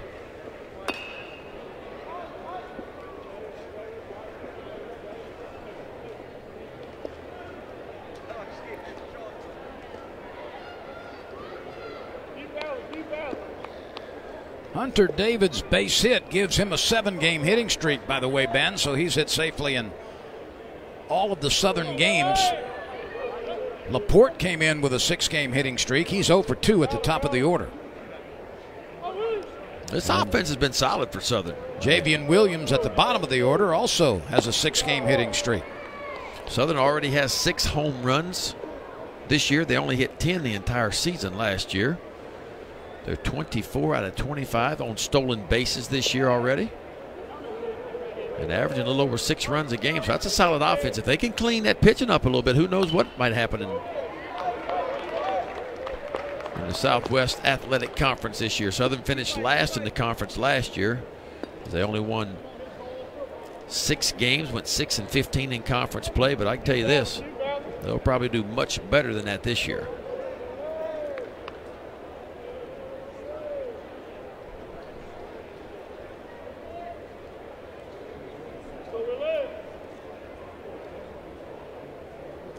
LSU got 8 in the first and 1 in the second and 3 in the third.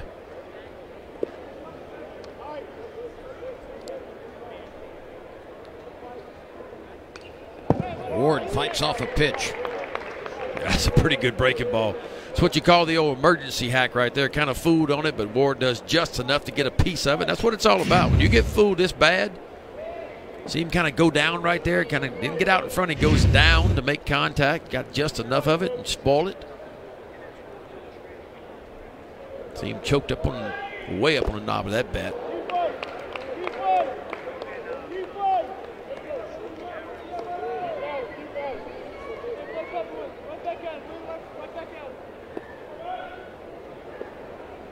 LSU is trying to get back in the dugout in the top of the fourth. 2 on, 2 out.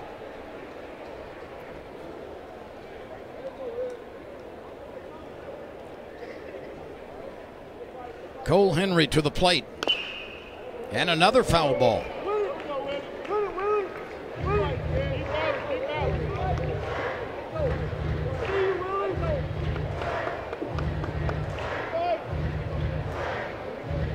Cole Henry is about to deliver his 9th pitch to the Southern shortstop, Willie Ward.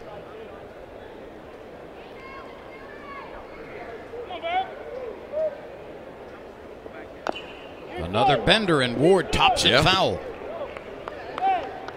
Tell you, these last 2 hitters, Wright and Ward, Spoiled off some tough pitches. Can you recall just quickly who might have done this to you in the major leagues that just was able to spoil some pitches and you might go 8, 10, 12 pitches deep? The one guy I remember all the time doing it was Wade Boggs. I mean, he just, you know, obviously he's a Hall of Famer, but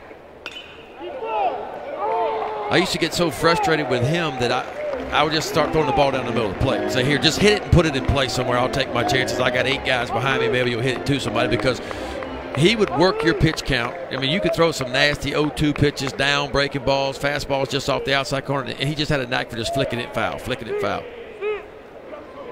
Here comes the 11th pitch. The first time I ever faced Wade Boggs was in spring training, and Bob Melvin, the manager with the Oakland A's, was my catcher. And he comes jogging out, and he goes, "That's Wade Boggs." I said, "I know, I'm freaking out here." And he goes, "Just throw the first pitch right down the middle." He never swings at the first pitch. Just get strike one with your fastball, then we'll go to work. And I said, okay. I threw the first pitch. He hit a line drive, almost hit me right in the forehead. I said, "That's the last time I'm ever listening to you, Melvin." Well, Cole Henry finally wins the battle. Quite a battle it was. Henry struck out the first 2, yielded a couple of base hits, and then takes care of Willie Ward. And we go to the bottom of the inning. LSU leads 12-0. If you're going to be on this team, being ready won't cut it. You've got to be the readiest. Holiday Inn Express, proud sponsor of SEC Saturday Night on the SEC Network. World full of same old, lame old burgers? Well, hit reset, because Wendy's made a whole new world with the new Made to Crave menu featuring the peppercorn mushroom melt, barbecue cheeseburger, and the sauce and bacon cheeseburger. Try all 3 on the new Made to Crave menu today. In my ethnicity, I have all sorts of things that I never would have imagined. Ancestry DNA was able to tell me where my father's family came from in Colombia. It's just been a reconnection to my roots. 20 million members have connected to a deeper family story. Order your kit at Ancestry.com. Up. Whoa. Got a bleeder. No, don't look. Look away. Just breathe deep. Networks, like tattoo artists, should never be just okay. AT&T is America's best wireless network according to America's biggest test. Now with 5G evolution, the first step to 5G. Like leather, skin is stronger when it's hydrated. But 9 out of 10 men don't get the hydration their skin needs. That's why Dove Men Plus Care Body Wash has a unique hydrating formula to keep men's skin healthier and stronger.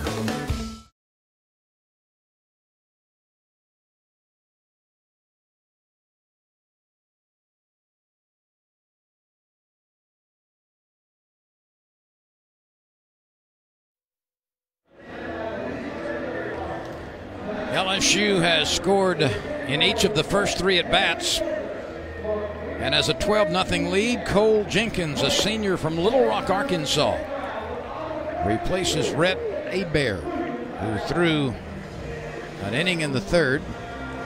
So it's Dixon, Snyder, Hebert, and now Jenkins. No runs, 2 hits, and 4 errors for Southern. 12 runs, 10 hits, and no errors for LSU.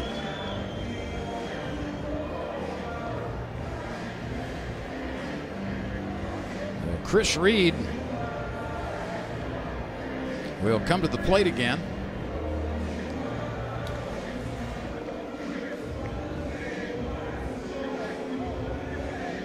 Josh Smith, the leadoff batter, was 1 for 2 with 2 runs scored and 2 runs driven in on a double before being lifted, with the Tigers leading by a significant margin early in the game.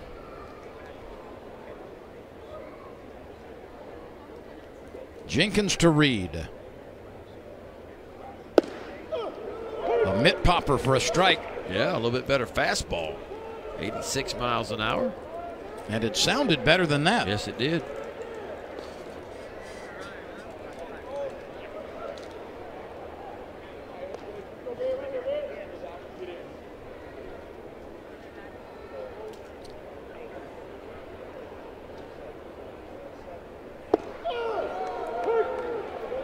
Reed looks at 2 strikes.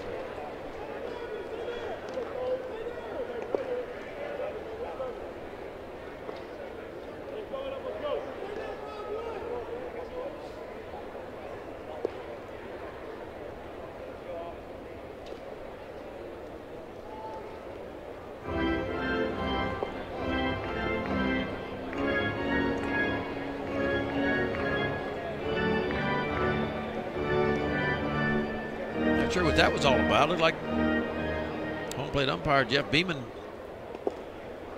threw the ball out for some reason. Maybe Chris Reed complained and maybe had a dirt spot or something. I don't know.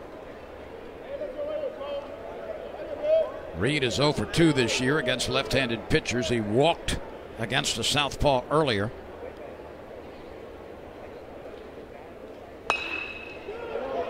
All right, let's see how many Chris Reed spoils here with an 0-2 count. It's a tough guy right here for Chris Reed. Lefty on lefty matchup.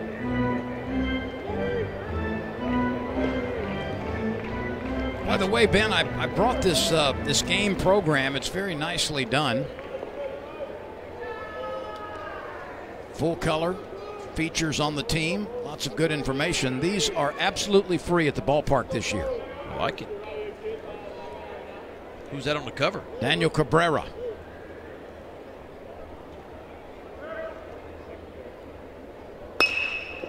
Reed sends a liner out toward left, and it's tracked down by Michael Wright.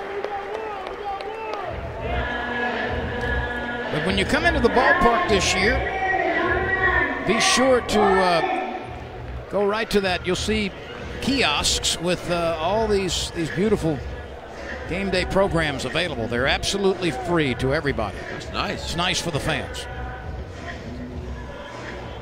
So you can get your program and go straight down to the tent. Oh yeah. The yard. The yard they call it. Yeah. There's a yard down the left field line, expanded, bigger, since they realized it wasn't going to be big enough after opening night, and one down the right field line as well. And you can go have an adult beverage and read your new program. Watch the game on TV.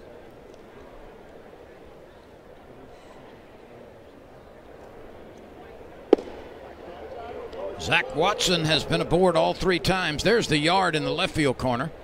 Yeah, I don't know, like it's extremely busy tonight, but you just get the feeling on Friday and Saturday night, say when, well, maybe when Florida comes to town, probably pretty packed down there. Watson walked and scored in the first after stealing a base. He had an infield hit later in that inning, and he also doubled and scored in the third. Yeah, if you're Paul Monero, you got to be happy with the way Zach Watson has swung at the last 3 games. The pitch. A lot of people think Zach Watson really is the key to this offense, you know, because, I mean, you think Josh Smith's probably going to hit, and we know Duplantis will hit, and Cabrera's going to hit, and Beloso looks like he's going to hit too. The question is, can Zach Watson, you know, had a little bit of a disappointing year for him last year, but he's the kind of kid, if he gets hot and gets it going, he can carry a team.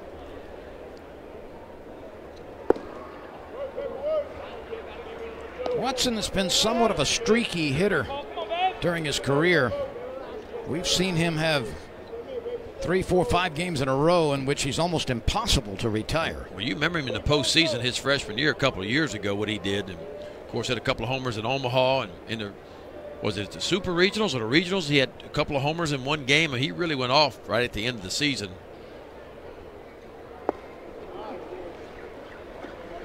So he's aboard for the 4th time.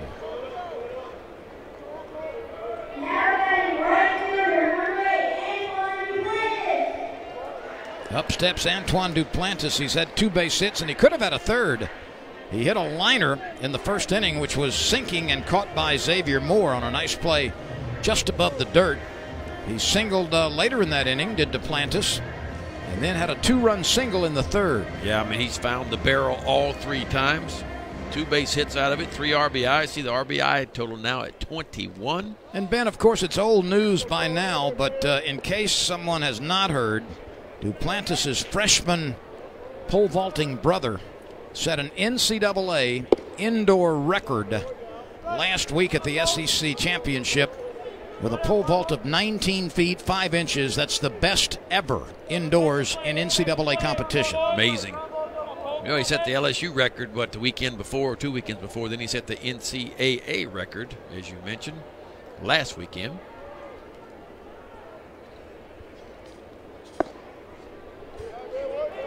If I'm not mistaken, LSU also won the high jump and the long jump. They did. In the Abby SEC O'Donohue. championship. John O'Donohue's daughter threw out the first pitch tonight. She won the The high jump.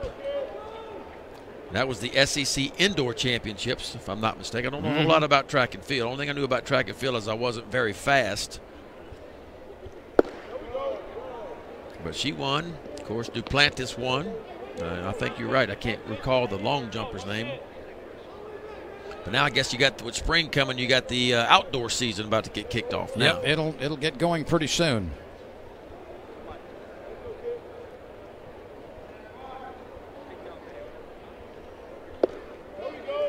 There's a strike to Antoine, taking all the way. There's something new on campus this year, too. Beach volleyball in the site of the old tennis court. Now, the new tennis courts are behind Alex Box Stadium, but the old tennis court, which was where the old softball field was in that area, right, has been turned into a beautiful beach volleyball facility. Tigers are nationally ranked there. Got one of the top payers in the country. And Duplantis, as he does so often, draws a base on balls. He's a very patient hitter.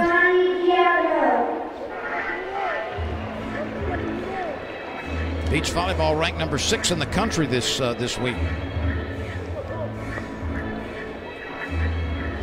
Now, is every team in the SEC? No. That's something kind of new then to this part of the country. Well, only a couple of teams. South Carolina has a team. Okay. But only 2 out of the SEC. So it's pretty new to the SEC, but something that others may follow, I guess. Not yet a sanctioned sport in the SEC, although there is a sanctioned national championship by the NCAA. Okay.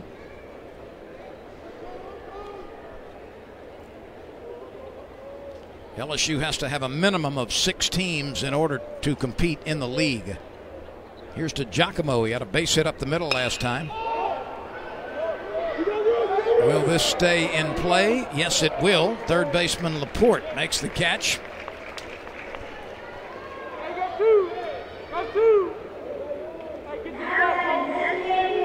Two outs in the inning for C.J. Willis. Willis came on and got an at-bat as a designated hitter in the third and had a clean base hit up the middle. Saul Garza was 1 for 2 as the starting DH, an RBI single in the first, and he fly to right later. Beach volleyball is a really fun sport, and it moves quickly. 45 minutes is a very long match. Really? Uh-oh. That's out of the reach of everybody.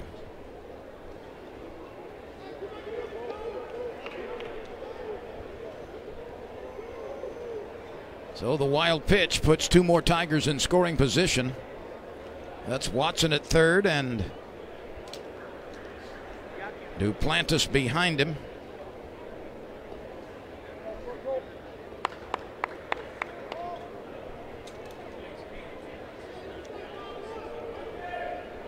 More than 9,000 tickets were sold for this game, but obviously far less than that in the ballpark tonight. We were delayed by rain for about 15 minutes.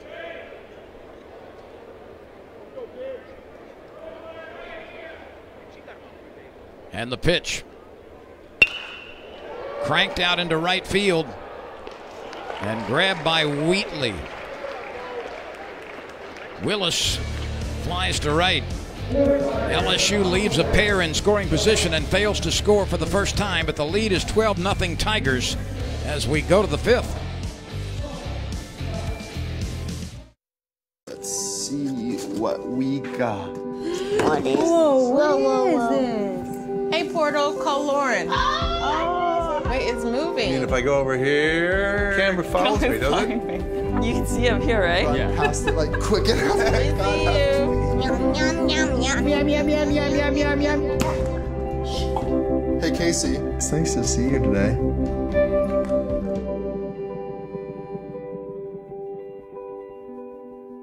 Everybody all set? Do we need a minute? Yeah. Networks like sushi should never be just okay. AT&T is America's best wireless network according to America's biggest test. Now with 5G evolution, the first step to 5G. Say there was a place, the perfect place for the everyday things you need to take care of around the house. The squeaky hinges and burned out bulbs. The toilets that run and faucets that don't. That perfect place wouldn't be a warehouse. It'd be just the right size. It would be an Ace. Around the block, what you need in stock, with people who know their stuff. Welcome to the home convenience store. Ace is the place with the helpful hardware, folks. Let's take a look at SEC standings. This is coming into tonight. Tennessee has not lost a game yet. South Carolina 7-1. Vanderbilt at 6-1. So is Georgia. And you see the rest of the action. LSU, of course, in the Western Division, 7-0 on the year. That Tennessee team, Ben, has been remarkable on the mound so far this year. Yeah, they have. I mean, two teams left in the SEC undefeated, obviously LSU and Tennessee. And that's a big surprise of the SEC so far. Tennessee now won tonight. That was going into the day. They won tonight and threw another shutout. They've got 6 shutouts as a staff in only 9 games this year. To tell you how impressive that is, there's 9 teams in the SEC that don't even have 1 shutout yet. Tennessee's got 6 of them. So something's going on Rocky Top. They're having an outstanding year so far. Chase Costello comes on. He replaces Cole Henry. Eric Walker went the first 2 innings. Cole Henry went the next 2, and now it's Chase Costello. This is his 4th appearance, 3 1/3 innings, 2 walks, 3 strikeouts, 3 hits allowed, and a high ERA. That shutout tonight by Tennessee was 2-0 over Middle Tennessee.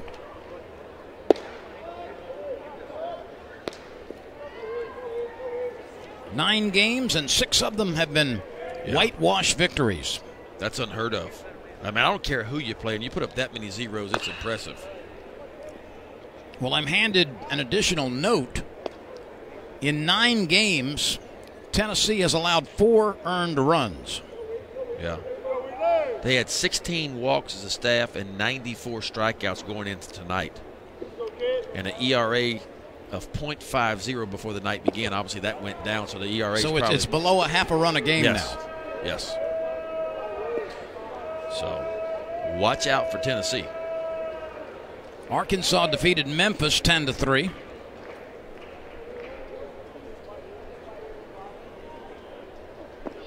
Wheatley waves at it. Doty creates the throwing angle and bounces it into Beloso, who gloves it for the out. So Costello fans Wheatley. Yeah, Costello pitched, first week or so pitched a good bit. Then his last outing, his hand swole up, his arm and his hand swole up. And, of course, they thought of a blood clot right away. They took him in. Everything was fine. He sat out a little bit. Swelling went down. They still don't know what happened to him, but he's fine now. Got a good arm, too. You're going to see a fastball for Costello going to be 89 up to 93 miles an hour. Good breaking ball and a changeup. William Nelson at the plate. Kentucky nipped Northern Kentucky 5-4.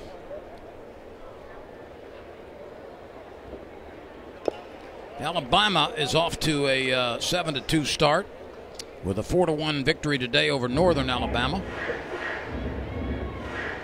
Georgia 11, Kennesaw State 1. That's a final. Vanderbilt and Austin Peay are in the 9th inning right now, tied at 5.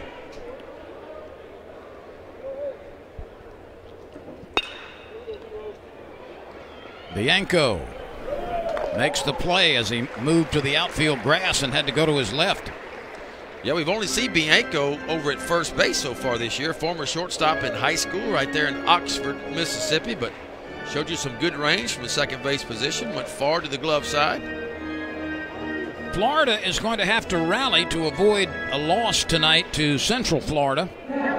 They're in the 8th inning in Gainesville. Central Florida 9, Florida 8. Yeah, Florida not off to a good start at all. For them, already 3 losses on the year. That's a little bit of a surprise. Offense has been a struggle for the Gators. They currently went into the night dead last in the SEC, only hitting .230 as a club. So that's a far cry from what they've been the last couple of years. Pitching always strong for the Gators. Offense is normally pretty good. Mississippi State has a 7-0 lead against Southeastern Louisiana in Starkville tonight. That game has been delayed by weather in the 6th inning.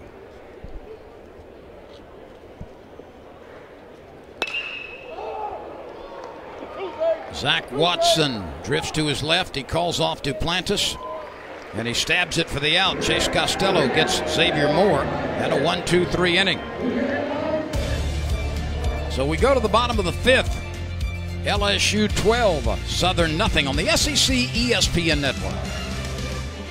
World full of same old, lame old burgers? Well, hit reset because Wendy's made a whole new world with the new Made to Crave menu featuring the peppercorn mushroom melt, barbecue cheeseburger, and the sauce and bacon cheeseburger. Try all three on the new Made to Crave menu today. Everybody all set? Hey. Oh, any recommendations? The salmon roll's okay. Just okay? Is it fresh? Sort of. The chef had it this morning. Unfortunately, he went home sick, but he left instructions with Kyle. This fish is raw. Do we need a minute? Yes. Just okay is not okay, especially when it comes to your network. AT&T is America's best wireless network according to America's biggest test. Now with 5G evolution, the first step to 5G. More for your thing. That's our thing. A lot of runs coming early for LSU. 8 in the first, 1 in the second, and 3 in the third. 12-0 Tigers over Southern, looking for their 14th straight victory over the Jaguars. Gymnastics against Georgia comes your way on Friday, 8 o'clock, right here on the SEC network. That'll be a dandy. And then the Purple and Gold Challenge Tournament for the LSU softball team. Friday, Saturday, and Sunday, we've got it for you right here, as we will bring you those games, most of them from the Tiger Park venue on the SEC ESPN network. Shelby Sunseri, 9 home runs now on the year. Wow. In the Southeastern Conference, one of the nation's leaders. Hit another one last night. Cole Jenkins returns to the mound for Southern. Cade Beloso will be the first hitter. Cade has a 3-run homer. He has reached on an error. He has a sacrifice fly. Ben, there's one other SEC game in progress. It's in the 5th inning at Texas A&M. Incarnate Word out of the Southland Conference has a 3-2 lead over the Aggies. Wow.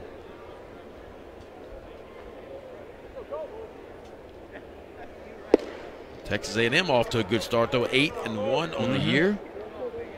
They weren't even ranked when the season began. I don't know if they're ranked right now either, but they soon will be.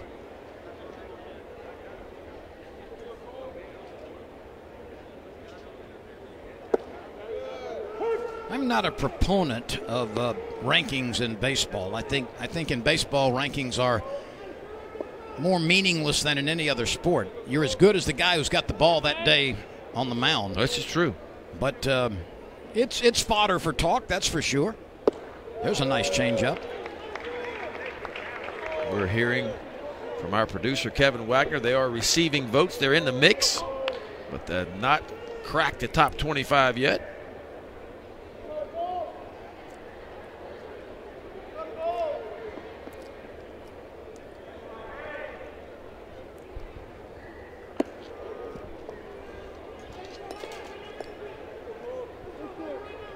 Yeah, rankings aren't that important, but what is your strength of schedule and the RPI. You know, as you get closer to tournament time at the end of the season, the RPI is very important for those bubble teams.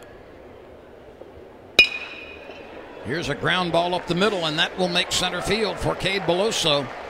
He is as strong as a truckload of garlic as he just pushed that one up the middle. Well, he built like a tank, you know, 6 foot, 6'1", well over 200 pounds, and a lot of pop in that bat. And you're right, he just flat out muscled that ball through the infield. Watch where he gets it. Kind of get out in front a little bit, but you see he gets it off the end of the bat, but it's strong enough to get up the middle of the second baseman. Moore had him shaded to the pool side, so no chance for Moore to make the play. And Hughes comes to the plate. Well, I'm trying to draw a distinction between some of those parameters you were talking about and just voter polling. Yeah, I'm not big on the voter polling in baseball. I think that the coaches poll, I like the coaches. You know, nothing against the media guys, but I trust what the coaches think more so than anybody. So I pay attention to that one. But you're right, ranking's not that important. It's a conversation. You know, you talk about 8 or 9 teams ranked out of the SEC and preseason, and it kind of gives you what they think the strength of any conference is going to be. Well, it's a talking point around the water cooler, too, for fans. But I just don't think it's as relevant in baseball as it is perhaps in some other sports. Mikhail Hilliard is warming up for the Tigers. We may see him next. If so, it would be his first appearance of the season. Now, that's something to stay with us about, to see what Mikhail Hilliard does. Boy, that's hit hard. Glove by the third baseman to second for one. Dropped, and it'll be an out at second base, but no relay throw by Moore. Yeah, Hal Hughes hit that right on the screws. You get a look at Mikhail Hilliard getting all warmed up. Had an outstanding season last year as a freshman All-American. Laporte made a nice play at third base. Got over to second baseman Moore with a perfect feed, but Moore making that transition from glove and the throwing hand could not complete the double play.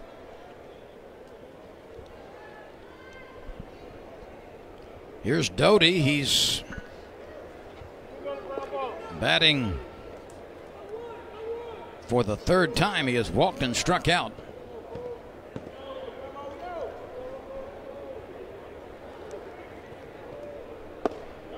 They'll strike on the inside edge.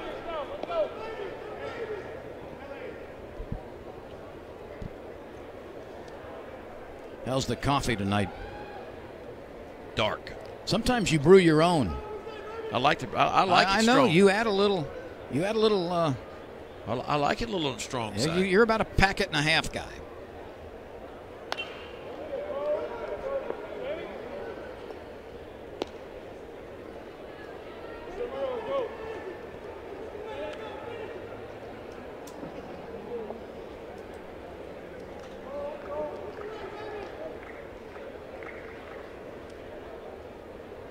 One on, one out. Hal Hughes at first base. Doty has one base hit this year. Cole Jenkins misses.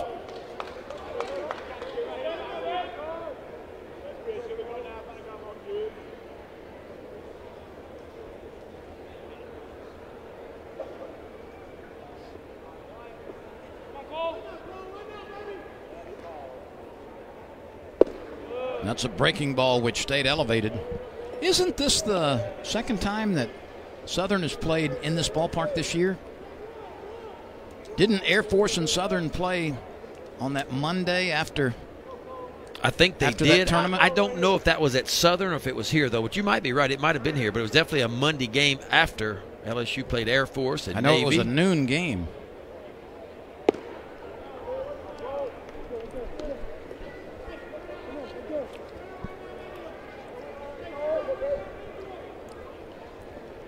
Air Force beat Southern 13-0 in that game.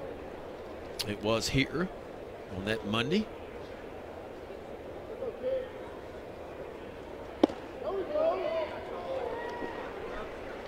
Doty draws his second consecutive walk.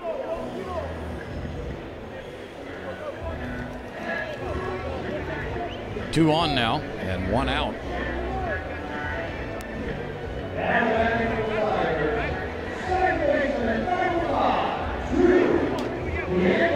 Here's Drew Bianco. He has flied to left, coming oh so close to hitting the scoreboard out there. And how? And he has also flied to right.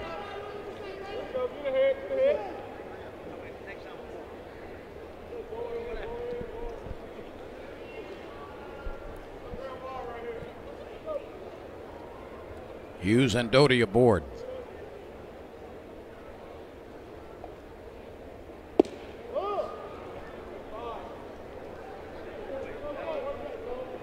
Southern pitchers have walked 7 tonight. Southern defenders have committed 4 errors. Yeah, that was really Southern's undoing early. LSU scored, what was it, 8 runs in the first inning, not one of them earned.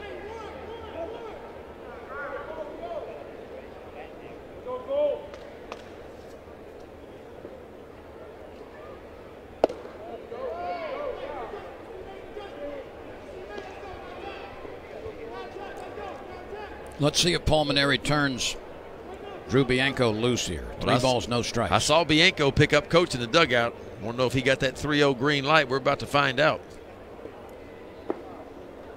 That one not close enough to swing.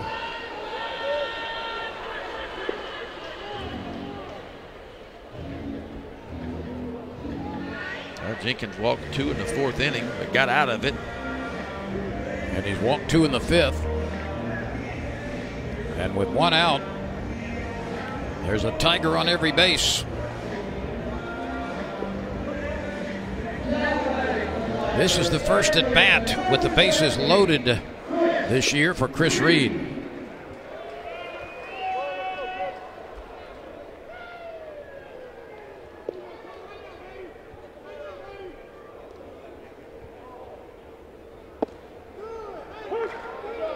Reed is 0 for 1 in this game since entering at third base. He flied out to left field with his last at bat, hit it pretty well on a line out to right. That's Michael Wright in left.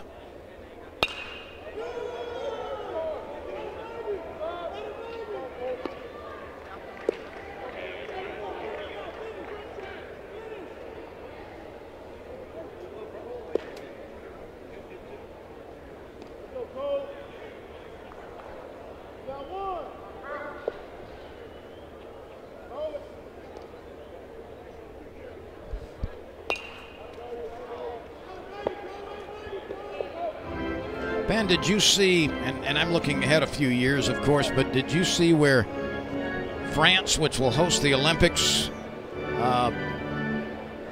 in the future, has turned away baseball and softball? They will not compete in the French Olympics. The French won't. No, there will be no baseball and no softball in that Olympics. Reed finds the gap in left center field, and it's going to roll to the warning track. 1 Tiger scores. Here comes a 2nd Tiger. Here comes a 3rd Tiger. A Bengal blast by Reed. A 3 RBI double by the popular senior. Well, Chris Reed can just flat out hit. He's always been able to hit. Watch this swing. Lefty on lefty, ball out, middle away, stays inside of it. I mean, he laces this out toward left center field. This was a no-doubter that everybody was going to score. There's Hal Hughes. Comes across, followed by Brayton Doty. And there comes Drew Bianco. And it's 15-0 for Zach Watson. He got his 150th career hit in the first, an infield single, and his 151st in the third with a 2-bagger. And he turns on this one and rips it foul. No, in that French Olympics, softball and baseball will not be part of it. I thought they just voted not too long ago to put both of them back in the Olympics. They did, but it's up to the individual host site to they've got options on some of the sports. You know what they're considering putting in? Breakdancing. I can't make this up. You know, there's just something about that just doesn't sound right. I'm guessing the French have better dancers than they do baseball players. Well, that's part of it. It's not a bat and ball sport in France, both softball or baseball. I'm going to wait and see where this one winds up. It's going to be out of the ballpark, way out of the ballpark, but foul by a considerable margin. I just can't imagine that, like, you know, and I don't have anything against shuffleboard. I played it one time on a cruise one time, but and curling, and I don't have anything against curling, but I just can't imagine that curling and shuffleboard and some of the other sports are more exciting than softball. Yeah, but how about breakdancing? That's what the French have put up, breakdancing. It's got to be voted on. But the whole site can put up specific sports they would like to see. Well, if that comes on, I'll definitely DVR it. I can't wait to watch that. A hot shot down to third is turned into an out. Laporte scooped it up and gets Watson. He's been retired for the first time.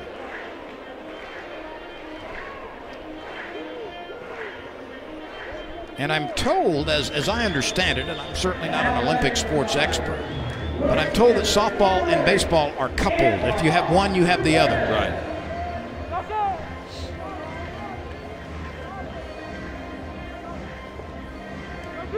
Now, I did some preliminary checking on that. This whole subject intrigued me, and it was brought up by my softball partner, Yvette Girard. And one of the reasons that the French aren't, number one, baseball, softball is not popular in France. But number two, they would have to build a facility, a couple of facilities that would cost millions and millions of dollars and then go unused, since they really don't play baseball and softball to any great extent in France.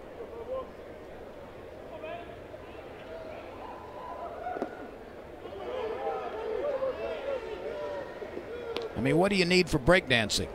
A street corner, or there you go, a little gym, or yeah, you're right. They've got a lot of street corners in France. Yeah. I don't know.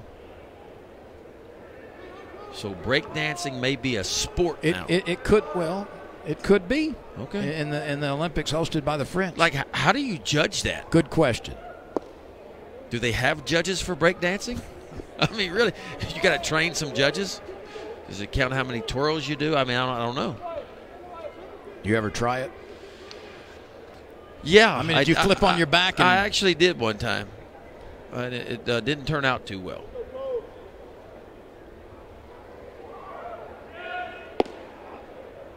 Let's see what Antoine Duplantis can do here.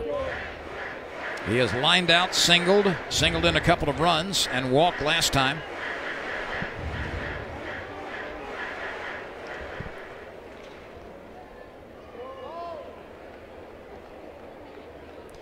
You're looking at one of the most productive hit producers in the history of the SEC over the first 3 years of his career. That's a good pitch. Duplantis is 70 hits away from tying Eddie Furness, who holds the all-time SEC record and, of course, the LSU record. But there's a fellow over in the next state east of us who also has a chance to break that SEC hits record. Yeah, one Jake Mangum. Been a very similar hitter to Antoine Duplantis. Duplantis now has driven in a lot more runs in his career, but Jake Mangum, outstanding batting average leadoff hitter for the Bulldogs. Make that 69. Antoine Duplantis just continues to produce base hits. It's uncanny. He's really at 89, he's at 90, he's at 89 in that order in his first 3 seasons. And he just finds the barrel. 4th time tonight, he's at the ball right on the button. As you see Chris Reed trot home with LSU's 16th run of the game. So Duplantis has driven in 3 more. He's got 21 on the campaign.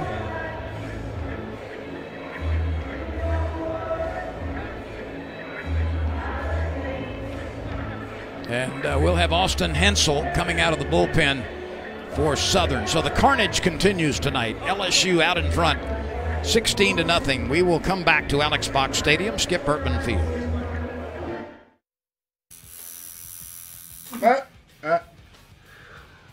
Need some work on my T's. Networks, like tattoo artists, should never be just okay. AT&T is America's best wireless network according to America's biggest test. Now with 5G evolution, the first step to 5G. Sarah's last tuition payment sent off. Feeling good? Oh, yeah. Now I'm ready to focus on my project.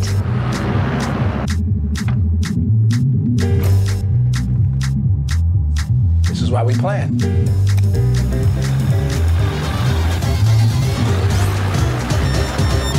Oof. You never cease to amaze me, Maya. See how investing with a JP Morgan advisor can help you. Visit your local Chase branch.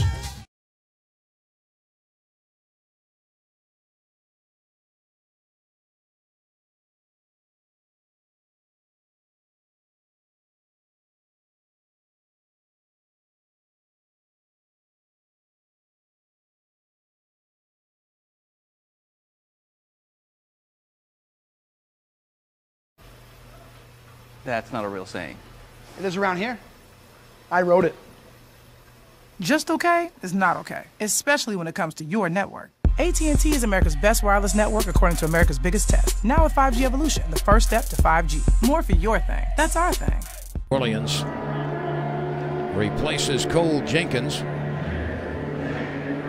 He's the 4th reliever of the night. And he inherits a runner And the Tigers have scored 4 here in the 5th. By the way, our production crew's been doing some research just to kind of follow that hits story in the SEC. Jake Mangum has 11 hits this year for Mississippi State, and including a couple tonight, and drove in a couple of runs tonight for Mississippi State. Duplantis has 15 hits. Right. And Jake Mangum began the year 7 hits in front of, career hits in front of Antoine Duplantis. So Duplantis is drawing closer. And I really think both of those guys are going to break the record, assuming they both stay healthy. There's no reason to think that they won't. The question is who going to out-hit who to become the SEC's all-time career hits leader? I'm trying to look ahead and find out where that Mississippi State LSU series is. It's in Starkville. It's the last weekend of March. Boy, I would like to be there to see that. I mean, yeah. You got a chance to see the two most productive hitters in the history of the SEC on the same field at the same time. And I'm going to tell you, Jake Mangum is a gamer. I mean, he plays center field wide open for the Bulldogs. A little football mentality, but he's a go-getter. Duplantis with a little more pop in his bat, driven in a few more runs. Mangum, a lot of hits. Now Mangum's going to have a better chance because he's a leadoff hitter, so he'll probably get a few more at-bats during the season. That's certainly a storyline to keep your eye on as the season goes forward. Austin Hensel throwing to Giovanni DiGiacomo, who's 1 for 2.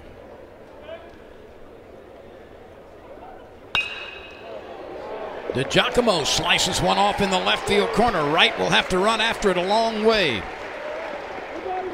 Duplantis cruises into third, and DiGiacomo has hit the ball hard a couple of times tonight. He's got 2 hits to show for it. An opposite field double. Yeah, the more I watch this kid, the more I like him. Just a freshman, but it's one of those kids, he steps on campus, he just acted like he belonged, you know, a lot like when Alex Bregman got here. Alex Bregman didn't act like a freshman. DiGiacomo doesn't either. I love the way he uses all the field to hit. He's going to be a good one for LSU as C.J. Willis steps to the plate. This is the 3rd time LSU has batted around in 5 innings.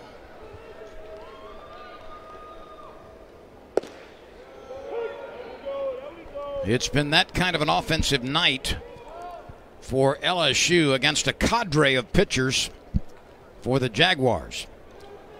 What'd you just say? Cadre. A cadre? That sounds like a duck, a certain kind of duck.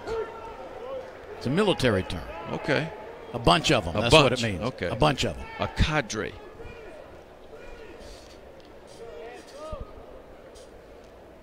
Look that up on your phone.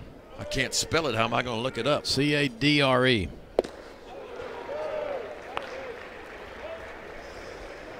Willis goes down on strikes. The inning is over, but the Tigers get 4 more.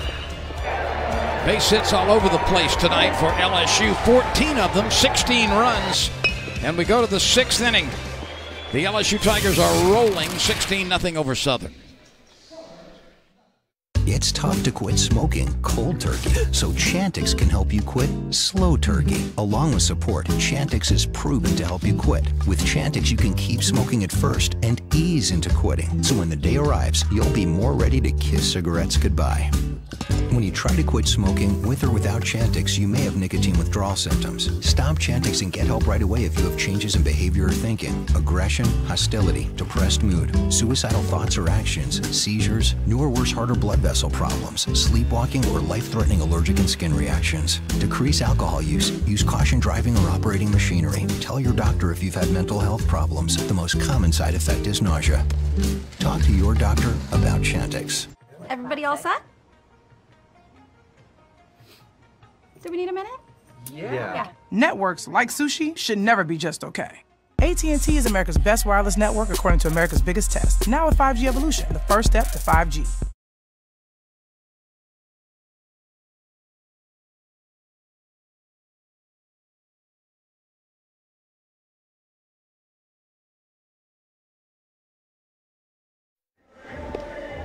$16-0. LSU. The grounds crew has just completed dragging the field. It's been the longest time on the sideline this year and in a long time since they got to go out in the middle of the game and spruce up the field. Yeah. This is Mikhail Hilliard now. We've been waiting all season to see Mikhail Hilliard, the spinner from a year ago. He's had some soreness in his pitching shoulder, and this is his first appearance of 2019. I know Paul Maneri is happy to get this young man back on the bump.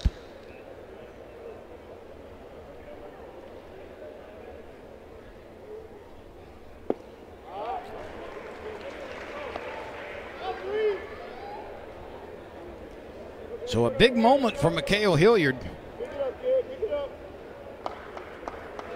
Hilliard possessing a high spin rate breaking pitch. He's got a couple things going for him that you just can't teach, because he's not a blazing fastball. Fastball is going to be 86 up to 90 miles an hour at times, but he's got a little bit of a cut to it. Got a little bit of movement to that fastball, just the way he throws it. He doesn't do it on purpose, just the way it comes out of his hand. And then he's got that breaking ball, as you mentioned, that spins really good. Forward motion coming towards home plate, better than most. Still gets hit when it's up, but when he throws it right, it's a swing and miss pitch. Javian Williams hits that solidly, and it is a foul ball. The only 2 hits in the game came with 2 outs in the 4th inning, when Hunter David got a base hit with 2 outs, and then Michael Wright followed. We've been calling him David, and we apologize, but we checked with many people from Southern and went back and checked again, and finally we double checked. They apologized and said that they gave us some wrong information, and we'll pass it along. It's Hunter David. Yeah, the folks on Twitter don't miss anything. No, they don't. But I specifically asked 2 people before the game twice. Believe it or not, we did go and check absolutely. Pronunciations, and when we asked, and we got some bad information, but it was corrected, and we apologize. It's David.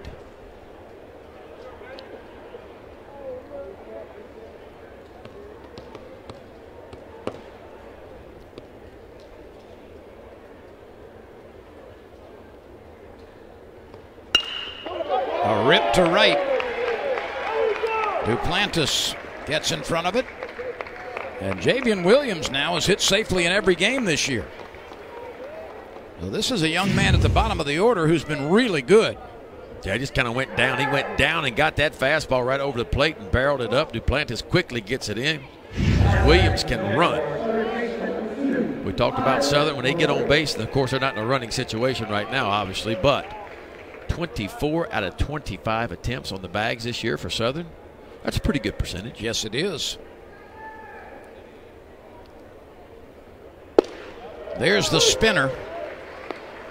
That's the old difference maker for Mikhail Hilliard. Laporte has lined out to the second baseman and struck out. This is the 3rd different pitcher he's faced. He faced Walker. He faced Henry, and now he faces Hilliard. Eric Walker pitched the first 2 innings, gave up no hits, didn't walk anybody. He struck out 3.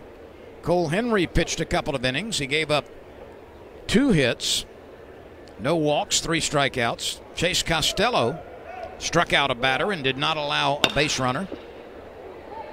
Bianco gets in front of it and makes the play at first base as Williams moves to second.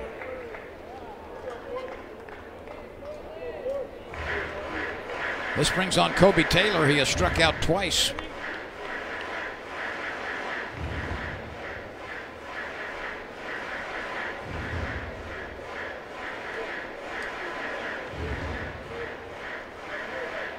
Well, Cortland Semino is going to grab a bat and bat for Taylor. So this is Cortland Semino, a freshman.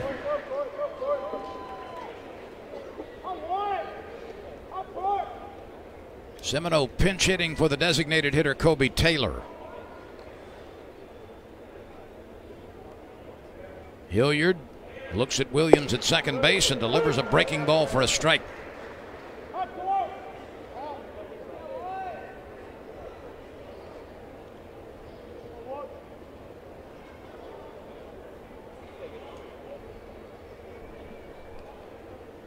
That's over the top. And another big bender. Yeah, that one had a lot of depth to it, a lot of bite to it. It started just about chest high, maybe a little bit above the belt. And the catcher, Doty, caught it right at ground level.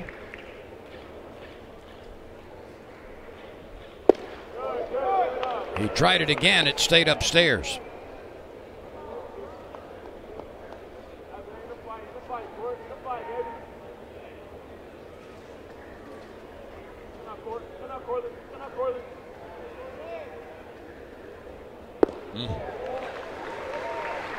See the difference in those two breaking balls? I mean, the one before that stayed up in the zone, didn't have a lot of break to it, but that last one was strong perfectly.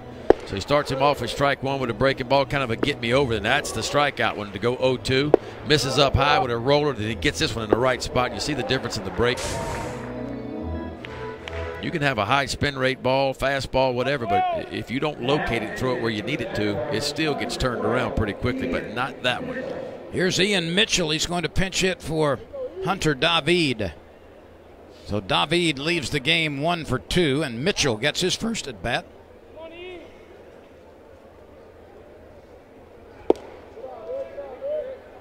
Mitchell has no offensive statistics.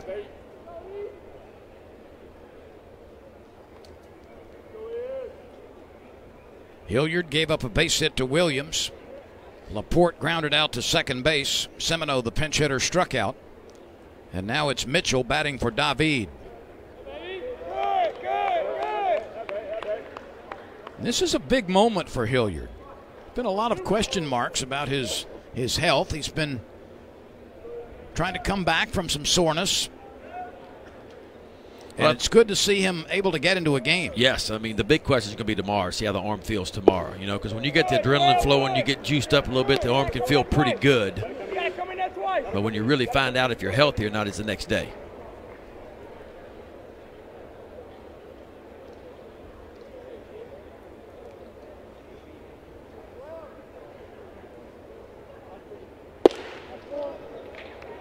That's a 4-pitch base on balls.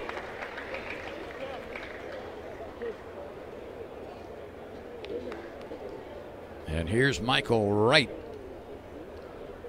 No, I beg your pardon, Hudson Hampton has grabbed a bat. Hampton's going to bat for Michael Wright, who has one of the 3 hits tonight.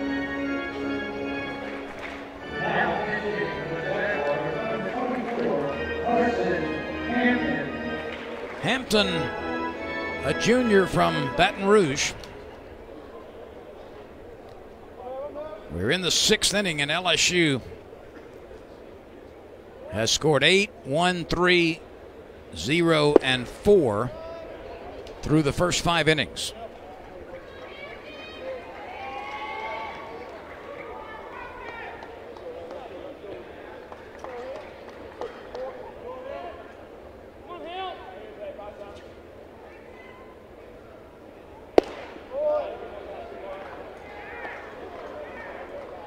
Hilliard needs to find the strike zone now. Yep. He missed on previous pitches to Mitchell, and he hasn't found the strike zone yet to Hampton.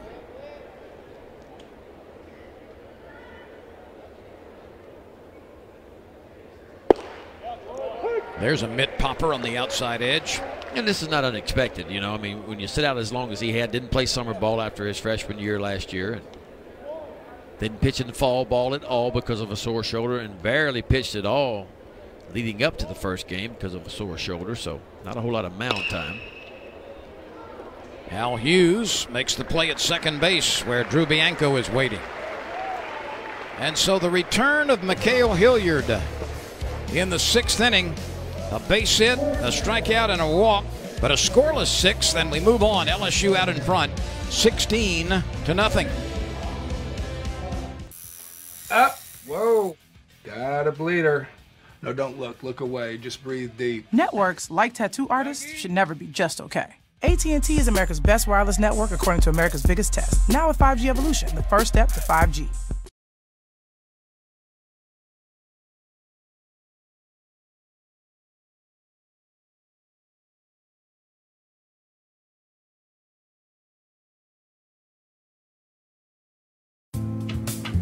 Say there was a place, The perfect place for the everyday things you need to take care of around the house.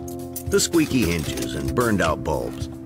The toilets that run and faucets that don't. That perfect place wouldn't be a warehouse. It'd be just the right size. It would be an Ace. Around the block, what you need in stock, with people who know their stuff. Welcome to the home convenience store. Ace is the place with the helpful hardware, folks.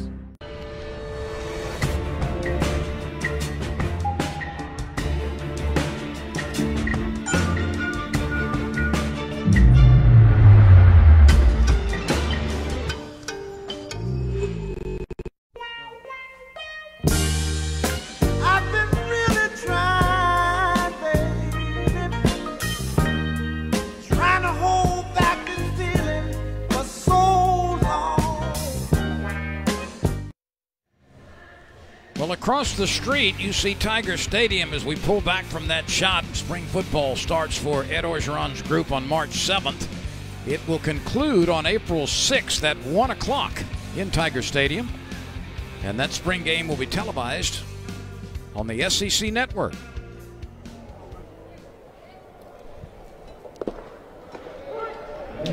Texas A&M comes into town on that weekend as well. Yeah. So and the NCAA Gymnastics Regional in the Maravich Assembly Center will be in progress. So you can come and go from football to baseball to gymnastics if you so desire. We hadn't talked about Will Wade's bunch tonight. How about that win the other day, huh? I would have bet a lot of money, and I'm not a betting guy, but if Waters doesn't play and Naz Reid scores 1 point, what's the chance LSU beat Tennessee? Not a lot. It happened, though, didn't it?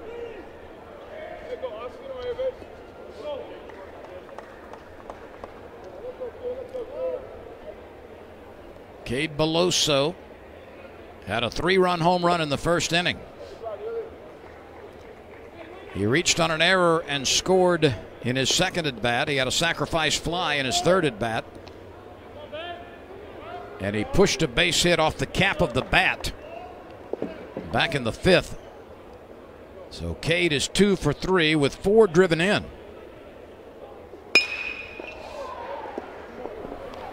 Can Ward make the play? Yes, he did. And the new first baseman Mitchell hung on over there. Yeah, that's a nice play by Mitchell. Had to adjust his feet at the last second. Ward, the shortstop, kind of threw it down the left field line side, and Mitchell over at first base did a nice job working his feet, hanging on to the ball. So Mitchell has replaced Hunter David at first base, and Rashad Rainey is in the game in right field for Ashanti Wheatley.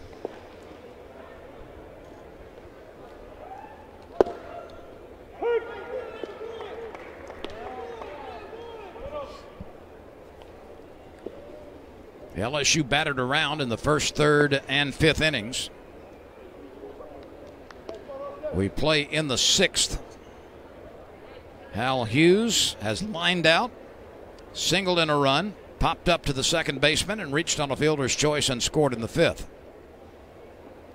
A 1-for-4 day for Hughes. He's hit safely in 4 consecutive games. Yeah. Just like Zach Watson, Hal Hughes is starting to get it going, and you know it's in the tank. Coach's son.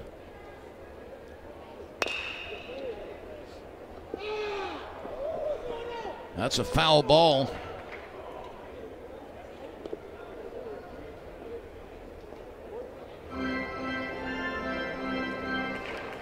Third base umpire Michael Summers. Well, that is close. It's not where it lands once it gets past the bag. The question is, did the ball go over the bag on the bounce?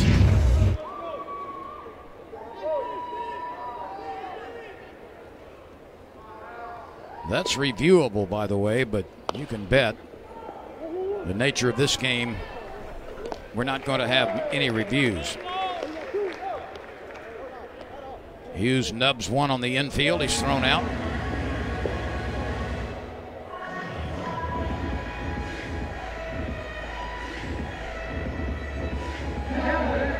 Braden Doty comes to the plate. For the 4th time, he has struck out. He's walked a couple of times. He's scored. Paul Maneri made a lot of substitutions very early in this game. Yeah, very early. That's one thing, Ben, over the years, and he's been very consistent at this, and certainly it was his custom wherever he's coached. If you're on the roster, you're going to get a chance. Yeah, it doesn't matter. I mean, Paul Maneri's always said that if you're good enough to be on my roster, you're good enough to play, and that counts walk-ons and everybody. And look, he gets them all in the game. You're not going to get pigeonholed and stuck on that bench forever. No.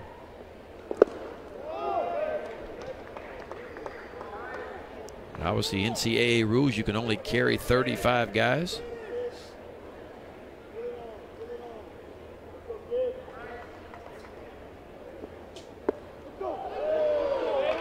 Doty goes down on strikes. That's the best work from the mound tonight by Southern. Austin Hensel turns it in. 1-2-3 inning. And we move on to the 7th inning with LSU out in front 16-0 over Southern in Baton Rouge.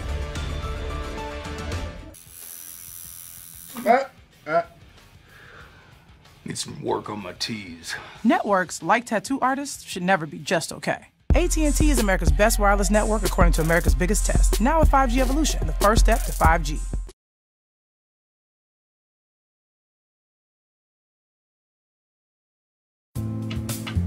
Say there was a place, the perfect place for the everyday things you need to take care of around the house. The squeaky hinges and burned out bulbs. The toilets that run and faucets that don't.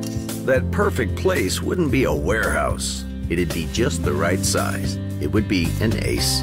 Around the block, what you need in stock, with people who know their stuff. Welcome to the home convenience store. Ace is the place with the helpful hardware, folks.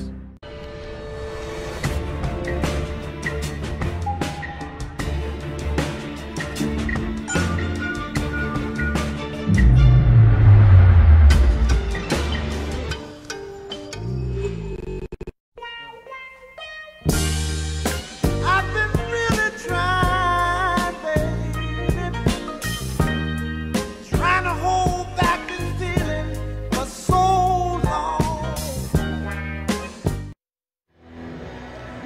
16 runs, 14 hits for the Tigers, no runs and 3 hits for Southern, along with 4 errors. Clay Moffitt replaces Mikhail Hilliard. Henry in relief, Costello in relief, Hilliard in relief, Moffitt now in relief. Walker started and went the first 2 innings. Moffitt, a senior from Baton Rouge.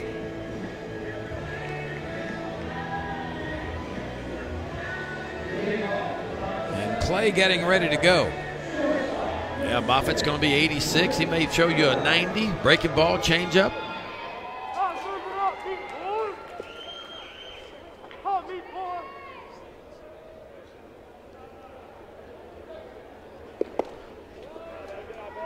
Moffitt works to Willie Ward.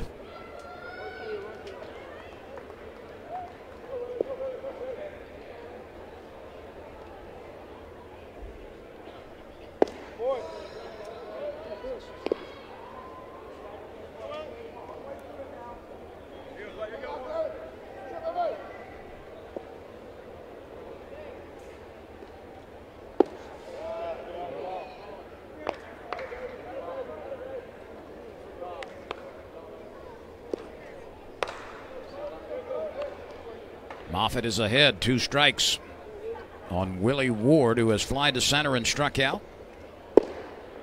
And Moffitt,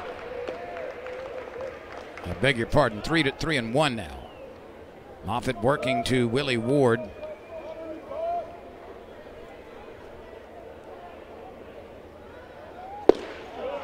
That's a pretty good heater. Yeah, 91, how about that? This is Moffitt's first appearance of the season. He did have a pinch hit appearance in one game, and he comes back to take care of business. He fell behind in the count and then overpowers Willie Ward. Yeah, got behind 3-0, then just 3 fastballs right by Willie Ward.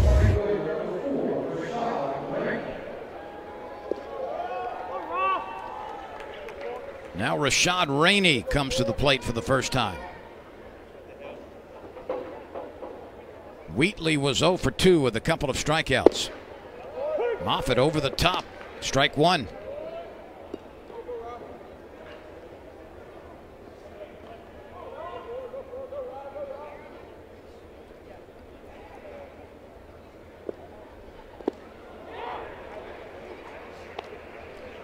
Ben, this is the time that a youth league coach ought to round up a few neighbors, come out to the ballpark. You got a pretty good chance of collecting foul balls. Oh yeah, you for get your team tonight. You got enough balls right now to last you through the season if you show up tonight. You just kind of scatter half of them down the left field line in the bleachers, half down the right field line. And that's right. Tell them to collect all the balls. You got enough to practice with for the entire summer. Bring a rucksack and start collecting them. A little crawfish sack or something. Yeah. And you get a whole bag of them. By the way, Austin Peay defeated Vanderbilt tonight. That's Vandy's second loss of the season, I believe. So 7-6 was the final. And you're right, Vanderbilt is 6-2.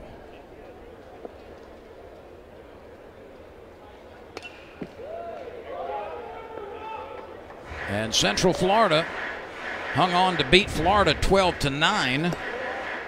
So Florida lost again. And Incarnate Word is now leading Texas A&M 6-4 in the 6th inning in College Station. So Arkansas a winner over Memphis. Kentucky shaded Northern Kentucky. Alabama beat Northern Alabama. Tennessee shut out Middle Tennessee. That's 6 shutouts in 9 games thrown by Tennessee. Unheard of. Moffitt takes care of Rainey. Well, how about Clay Moffitt? Just good old-fashioned country hardball. Right by you upstairs in the zone. Georgia walloped Kennesaw State. The Bulldogs are 7-1. Vanderbilt lost 7-6. Florida got beat. Mississippi State is out in front of Southeastern Louisiana in the 8th inning, 9-0 in Starkville. That game was delayed by weather for a while. Yeah, Mississippi State's for real. And you're up to date. We'll keep you posted on that Incarnate Word Texas A&M game. Mississippi State's got a new coach, a new ballpark. After having a lot of success last year, obviously made that College World Series run and returned almost everybody. Ethan Small, their Friday night guy, has been outstanding. JT Ginn, drafted in the first round. He goes to college. He's been their Saturday night guy, and he's been really good too. How much dinero did he turn down? A bunch. You know, back into the first round's probably worth $2.5 million. Turned it down to step on campus at Mississippi State. Moffitt's been ripping the strike zone. Yeah, I mean, he got behind. The first 3 pitches he threw were all down, and he made some adjustments, and he has been filling it up ever since. And look, the fastball velocity's up a little bit for Moffitt this year from what we saw last year. Showed you a pretty good breaking ball. He's only thrown it once. Nelson has grounded out to third. He has grounded out to second. Moffitt has struck out Ward and Rainey. Southern has base hits from David and Wright and Williams at the bottom of the order.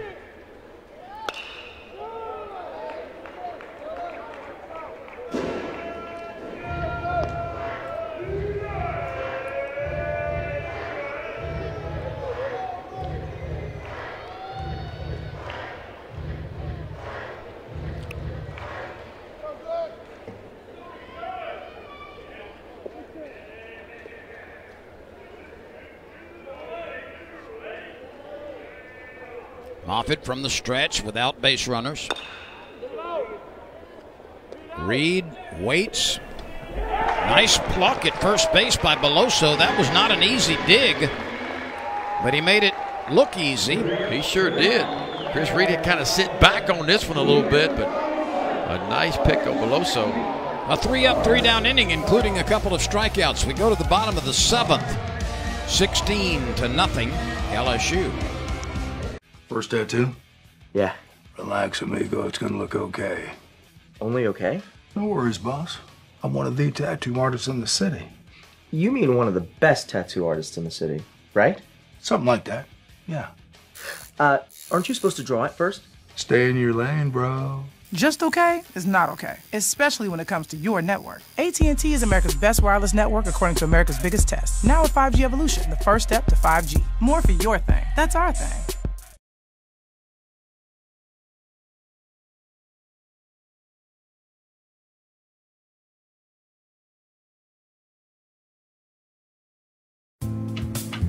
Say there was a place, the perfect place for the everyday things you need to take care of around the house.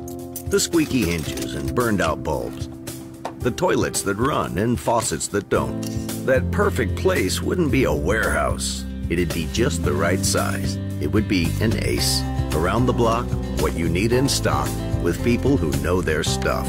Welcome to the home convenience store. Ace is the place with the helpful hardware, folks.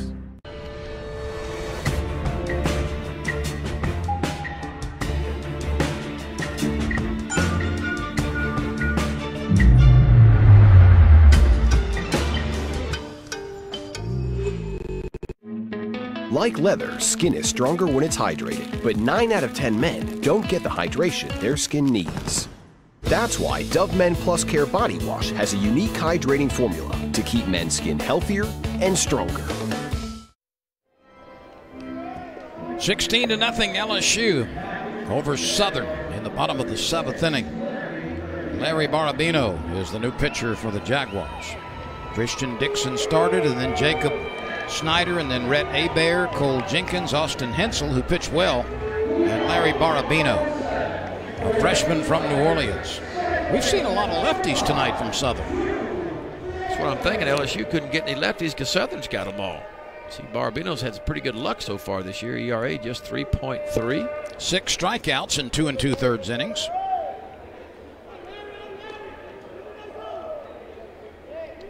He's allowed a pair of hits. Drew Bianco leading it off, and then Reed, and then Watson, if no pinch hitters emerge.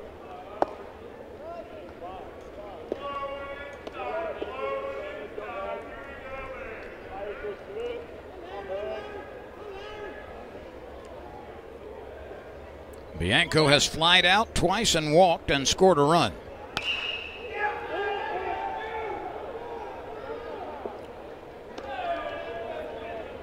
Two balls, 2 strikes.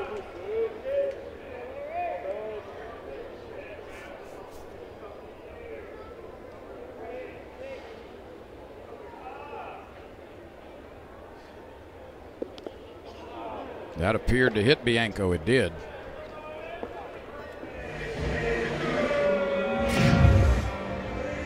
Tried to throw a changeup.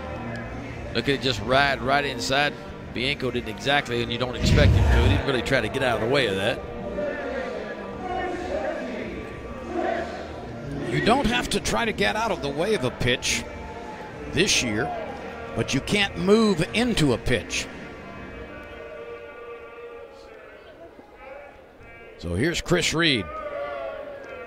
He drove home 3 runs with a gapping double in his last at bat.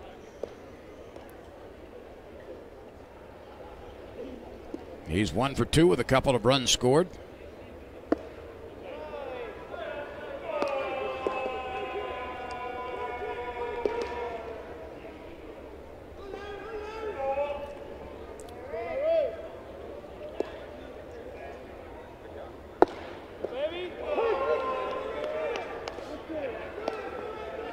See, Chris Reed didn't exactly agree with that call. But you got to understand, when the score is 16-0, you better expand the plate just a little bit with 2 strikes if you're hitting.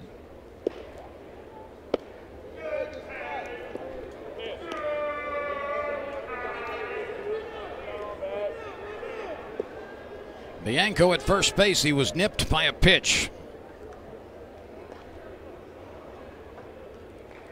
The 2-2 to Reed. Grounded to Ward. to second for one. The relay to first base in time for the double play. Ward, Moore, and Mitchell turn it over. Yeah, nicely turned. Just your everyday routine ground ball. Watch Ward quick flip over to second baseman. Night feed quickly gets him over to first base.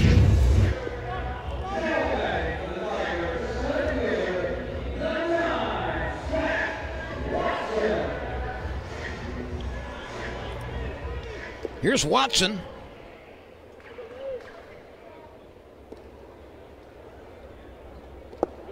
That breaks inside on Zach. He has walked, he's reached on an infield hit, he has doubled, he has scored twice, walked again and grounded out. 1 ball, 1 strike on LSU center fielder Zach Watson. Paul Mainieri leaving Zach Watson in, let him get as many at-bats as he can, like Hal Hughes, keep him hot at the plate. That's one reason why this should go for a double. Zach Watson rounds first, and he'll lope to second with his second double of the game and his third base hit. And here comes Zach Watson. Yeah, I'll tell you what, the last 3 games you talk about on fire. And if you're an LSU fan, especially Paul Mainieri, that's what you want to see. Zach Watson finding barrels consistently like he has the last 3. You don't see that young man smile very much, but the way he's been swinging it the last 3 games, why not? The one guy that's probably not ever going to come out of a game this year is Antoine Duplantis. Coach Mainieri will give him every opportunity to get as many at-bats as he can this year as he chases history. Watson has a 3-hit night, and so does Duplantis. And that will allow Watson to jog up to third with 2 outs. So the wild pitch moves Watson to third base. Duplantis has driven in 3 runs. He has lined out, he has singled again and driven in a couple. He scored in the third. All of a sudden, he has also walked, and he has also driven in another run with a base hit. Zach Watson's got the average up to 333.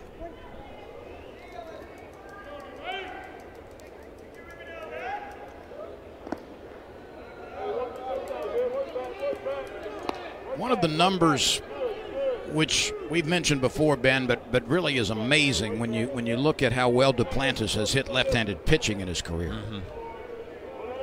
381 last year in about 100 at-bats. Now that's a pretty strike. Yep. Well, we've talked about this. You know, he just stays in there. And what I mean by that, a lot of lefty batters against a lefty pitcher, you know, they have trouble being aggressive and going forward. The rear end kind of goes towards the dugout. But if you watch Duplantis, he hangs right in there and does that right there time and time again. It's a 4-hit night, just a routine evening at the office for Antoine Duplantis. He drives in another run. That gives him 4 on the day. It's remarkable. He's a base hit factory. A hit machine, they call him. What is Duplantis 4 for 5 on the night? Wow, 4 for 5. And remember, the only out he made, he lined out to the second baseman. Right. What, I got him for 5 RBIs. Is that what you have him for too?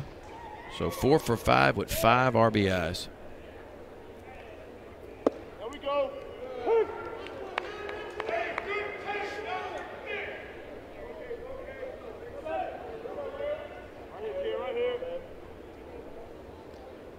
That's his second 5 RBI performance of the year. Or is it his third? Let me check on that.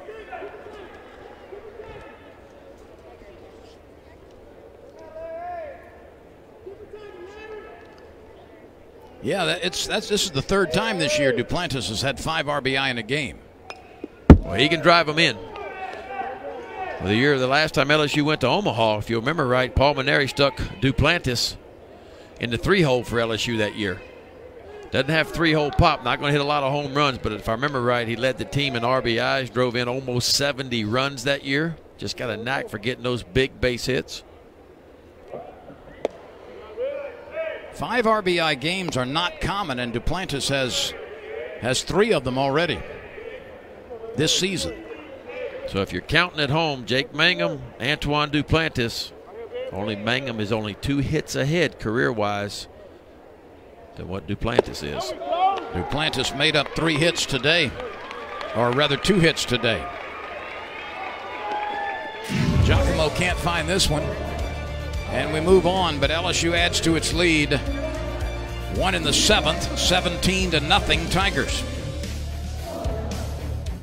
First tattoo? Yeah. Relax, amigo. It's gonna look okay. Only okay? No worries, boss. I'm one of the tattoo artists in the city. You mean one of the best tattoo artists in the city, right? Something like that. Yeah. Aren't you supposed to draw it first? Stay in your lane, bro. Just okay is not okay, especially when it comes to your network. AT&T is America's best wireless network according to America's biggest test. Now with 5G evolution, the first step to 5G. More for your thing. That's our thing. I can't believe it. That there's a lobster in our hot tub? Oh, you guys. There's a jet. Oh, I needed this. No. I can't believe how easy it was to save hundreds of dollars on our car insurance with Geico. Geico. Believe it. Say there was a place, the perfect place for the everyday things you need to take care of around the house. The squeaky hinges and burned out bulbs. The toilets that run and faucets that don't. That perfect place wouldn't be a warehouse. It'd be just the right size. It would be an Ace. Around the block, what you need in stock, with people who know their stuff. Welcome to the home convenience store. Ace is the place with the helpful hardware, folks. The hottest sneakers. Impossible to get. Until now. Every pair. Every grail. Always available. Always authentic. Never sold out. Millions know. Now you do too. StockX. Now you know. Visit StockX.com today.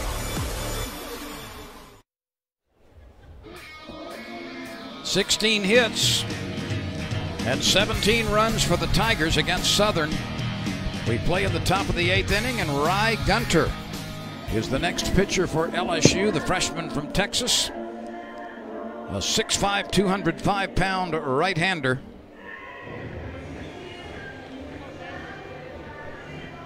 Yeah, you see his numbers on the year, making his 2nd appearance. ERA is slightly elevated. Only pitched 1 inning, though. Another good-sized pitcher. 6'5".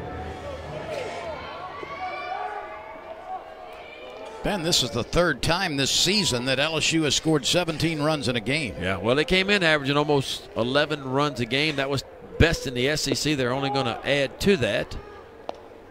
They had 17 against Air Force, and they had 17 against Bryant, the weekend opponent. Xavier Moore at the plate. So let's look in the rearview mirror at a couple of LSU pitchers tonight. Let's start with Eric Walker. What did you think in his first start? Very good this year. I mean, his first relief appearance, he had control like that. The second one, not as good. He walked a couple of guys, but he made some adjustments. And I think that's what it's going to be for Eric Walker, until he gets his feet wet, get some innings under his belt. He says he feels great, but sometimes it just takes a while to sync the mechanics back up again when you get in. You got to control your adrenaline and emotions and all that goes with. It's not the same as throwing a bullpen. So I thought he was outstanding tonight. He showed a really good changeup. The breaking ball was good, and the fastball command was outstanding. So Walker started. He went 2 innings. He did not allow a hit. He did not allow a walk. He struck out 3. Those numbers are certainly golden, but you look beyond that, don't you? Yeah, no, I do. I mean, the results aren't everything to me. I look where the catcher sets up. I look how close he comes to hitting the mid. I see the break on his breaking ball, the depth of it. I like his changeup. The hitter will let you know. And I thought he was good. I mean, I think it was the Eric Walker vote. I still think he's missing a mile per hour or 2 on the fastball on an average, but I think that's going to come as he builds up some strength. All right, the other question mark certainly coming out of the boneyard as well. Mikhail Hilliard, who pitched for the first time tonight. He went 1 inning. What did you see from him? Just knocking some rust off. I thought his velocity is what it always was. He showed you a really good breaking ball at times when he got it down where it needed to be. The command wasn't great, but again, he hasn't pitched in a long time since last season, so The big question mark for him again is how does he feel tomorrow? How does the arm bounce back and respond tomorrow? And if he feels good, that's a huge step in the right direction for him. Costello comes back after being on the shelf for a week. I thought he threw the ball pretty well, struck out one, had a perfect inning for him. So all in all, it looks like LSU is going to go with a few more bullets in their belt to Austin, Texas this weekend. Have a couple more relievers in that bullpen that they can count on, and Mikael Hilliard and Chase Costello. Javian Williams is 1 for 2 at the bottom of the order. Rye Gunter to the plate, very high. LSU has only allowed 3 hits this year. That's in this game. That's so far the low water mark for the Tigers. The fewest they've given up in a game this year has been 6.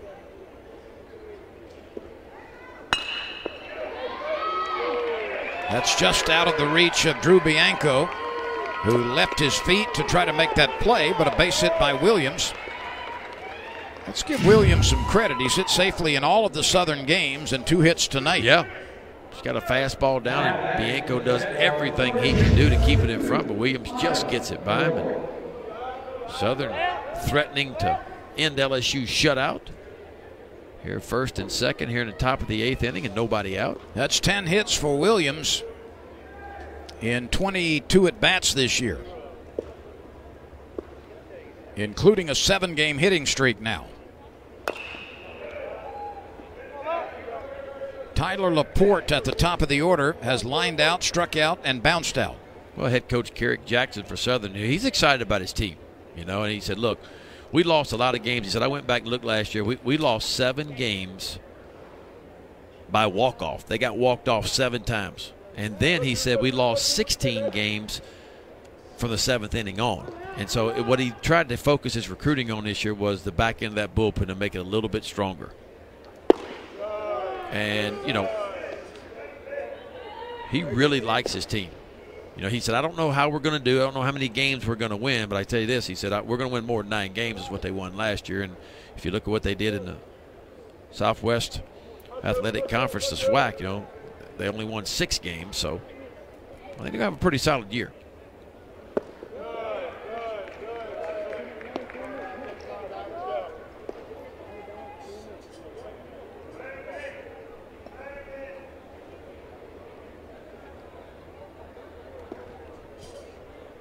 Rye Gunter has allowed a walk and a base hit. He works to Laporte.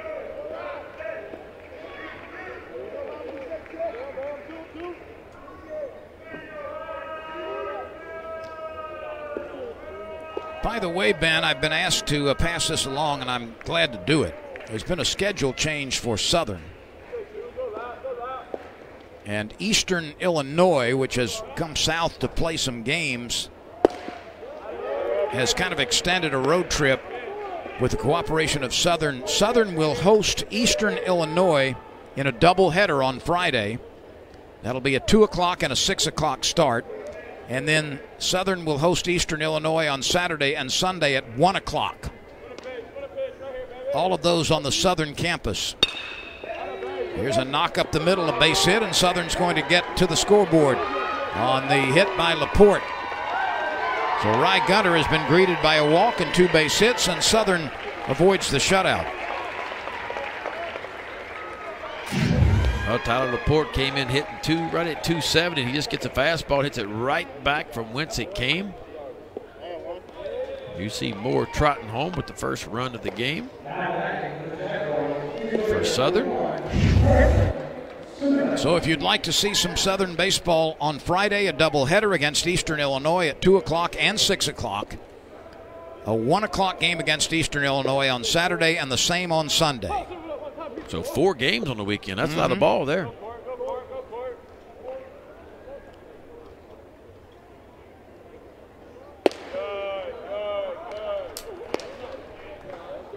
You got to think by that 4th game on Sunday, the pitching is going to be a little bit on the thin side for both clubs.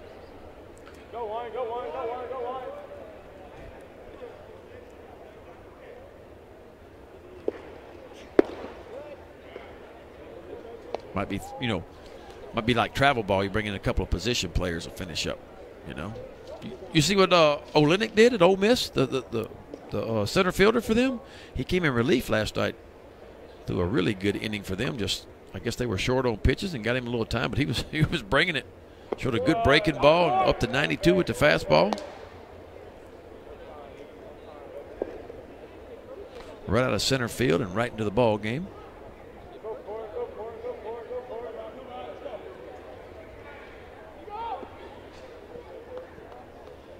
Gunter needs to find the strike zone here. Well, he did. He listened to you. 3-1. A walk and a couple of base hits, and Southern is on the board here in the 8th. There's Alan Dunn looking on. That one swept by at 90. Well, Gunter's got good stuff. I mean, look, it's kind of funky. If you watch his mechanics and the way he winds up, he's kind of all arms and legs, so I'm sure he hides the ball a little bit. Fastball's going to be 89 to 92. Semino struck out as a pinch hitter in the 6th. This is his second at bat. And that's close, but not over the plate. So the trouble continues as Gunter has faced 4 batters and has not retired anybody. I want to switch gears a little bit, talking about oddities. Then a few days ago, an Arkansas softball player hit 4 home runs in a game. I saw that. 1 grand slam, 1 3-run homer, 1 2-run homer, and a solo home run. How's that? 4 home runs in a game, 4 at-bats, 4 home runs, hitting for the cycle in homers. And on top of that, she did it in the first 4 innings of the game. She hit 1 in each of the first 4 innings. And, you know, of course, they got was it the 7-run rule in softball? 8-run rule. Mm-hmm. And so, yeah, she didn't get a 5th at bat. She didn't need one. But, yeah, I'm thinking there, like, if I'm calling pitches and sitting on the bucket, I'm like, okay, at some point you're going to walk her. Good. Because every pitch, I saw the highlights on replay. Every pitch was like it was in the exact same spot every time. She just kept hitting them out. But that's pretty good. You get the cycle in home runs. That's 10 runs batted in, 4 homers. That's a pretty good night in 4 innings. Yeah, do it in 4 innings. Ian Mitchell takes a strike. Mitchell had an at-bat in the 6th inning and walked.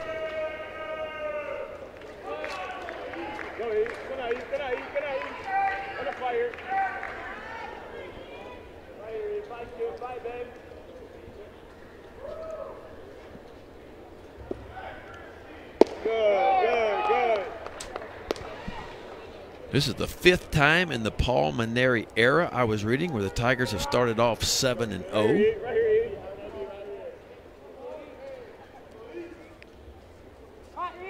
Well on their way to 8 straight victories. Gunter over the top, strikes out Mitchell. That's the first out of the inning after a run has scored. The bases are loaded. This one straight over the top. Yeah, he's right over the top with that fastball. 6'5".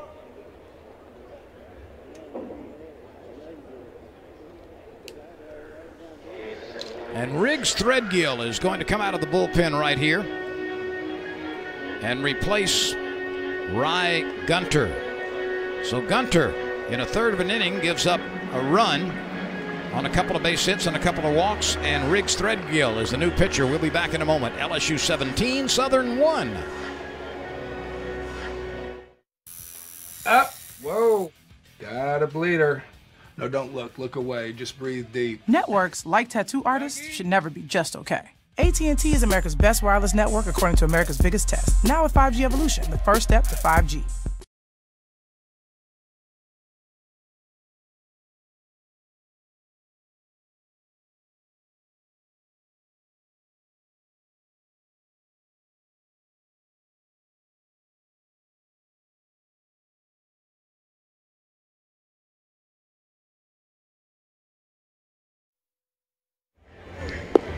Riggs Threadgill, a freshman from Fredericksburg, Texas. He's pitched against Army, Air Force, and Bryant.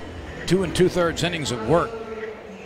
4 hits allowed, a couple of earned runs, 3 walks, 1 strikeout, and an ERA of 6.75.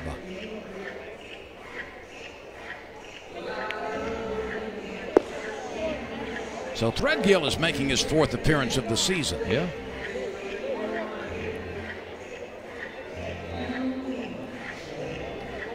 About 9,500 tickets were sold for this one.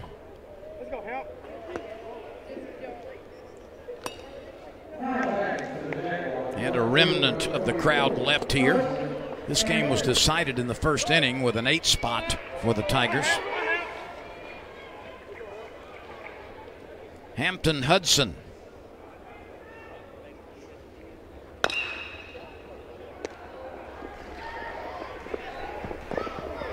Safe at first.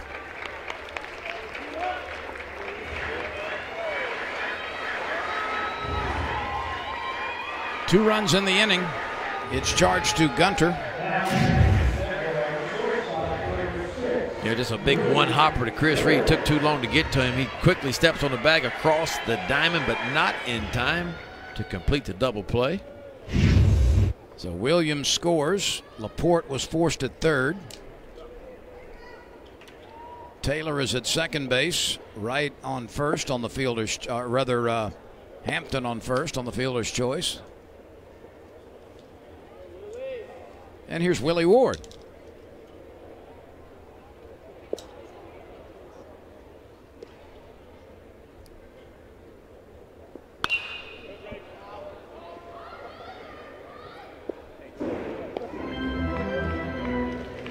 LSU could not get the game in yesterday. It was scheduled against South Alabama. That game will be made up in early April.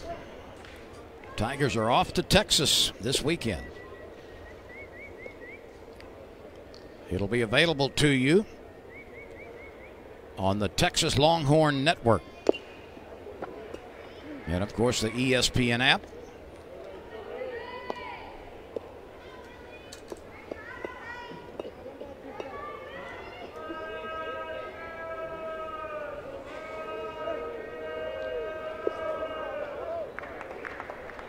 This is Ward's 4th at bat. He has struck out twice after a fly ball to center in the second. Hughes gets it over to Bianco covering at second base for the force out. Southern picks up a pair of runs in the 8th inning. We go to the bottom of the 8th, and LSU's lead is 17-2 over the Jaguars. Up. Whoa. Got a bleeder. No, don't look. Look away. Just breathe deep. Networks, like tattoo artists, should never be just okay. AT&T is America's best wireless network according to America's biggest test. Now with 5G evolution, the first step to 5G.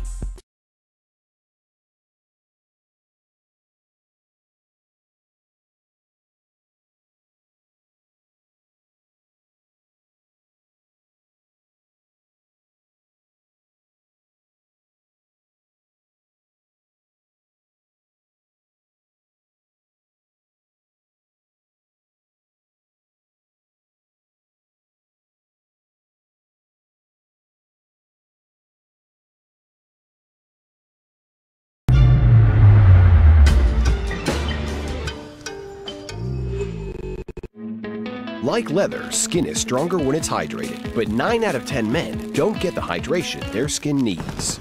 That's why Dove Men Plus Care Body Wash has a unique hydrating formula to keep men's skin healthier and stronger. Next level power.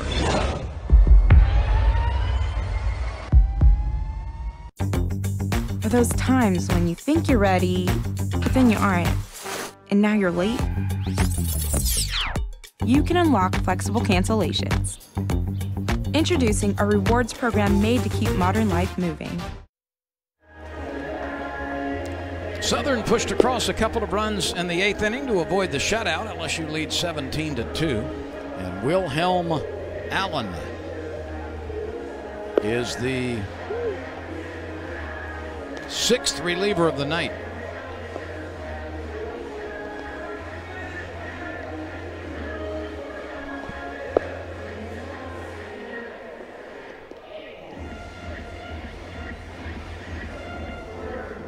Well, Mississippi State has closed out that victory against Southeastern Louisiana 12-0. The final in Starkville.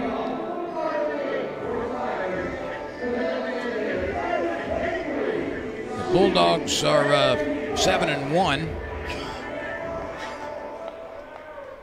And we're still waiting that final with Incarnate Word and Texas A&M. They're in the 8th inning, and Incarnate Word leads the Aggies 6-5. So that would be a nice victory for the Southland Conference School. Absolutely. If it holds up. And that's at Texas A&M, isn't it? Yeah, that's a big win. C.J. Willis has had 3 appearances coming off the bench tonight. 1 for 3 at the plate.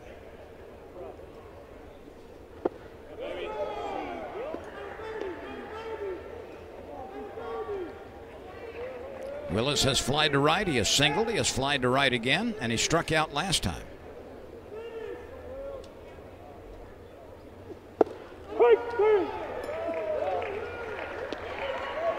Actually, that makes him 1 for 4 now. So he had a single, a fly ball out, and he has struck out the last couple of times. That's a nice pitch. Nice pitch at the by knees on the inner part of the plate.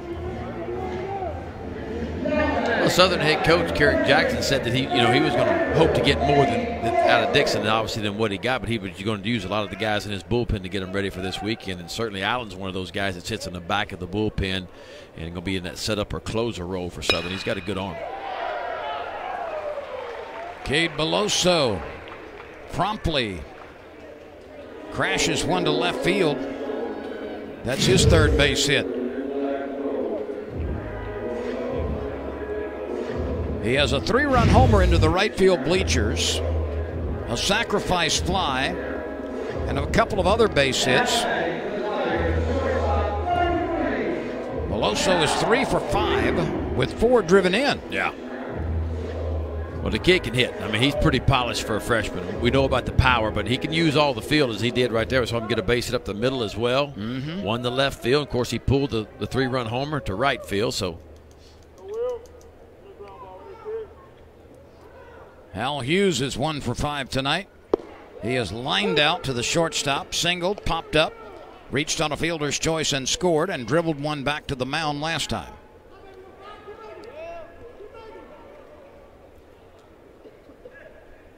Wilhelm Allen with a 1 decision this year. He picked up a victory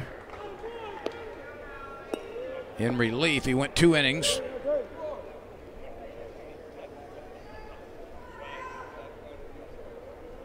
This is his 2nd appearance.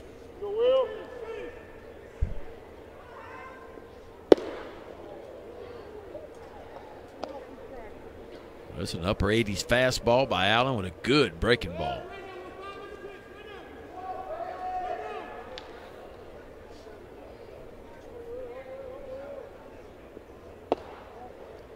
Southern started the year with a 6-3 victory over Florida A&M, and then a 6-5 win over Grambling, and a 12-9 victory over Alcorn State, before losing to Air Force 13-0, and then splitting with Northwestern State, losing 13-6, but winning the 2nd game 7-5.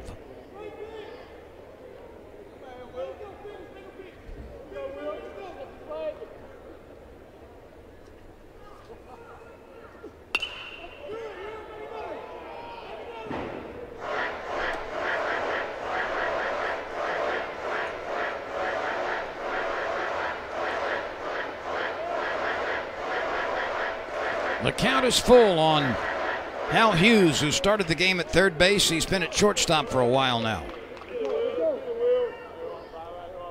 Here it comes. And a dribbler to the left side. This is going to be a very difficult play. The throw pulls Mitchell off the bag, and that will be a base hit for Hal Hughes. So an infield hit for Hughes. That was a perfectly placed swinging bunt.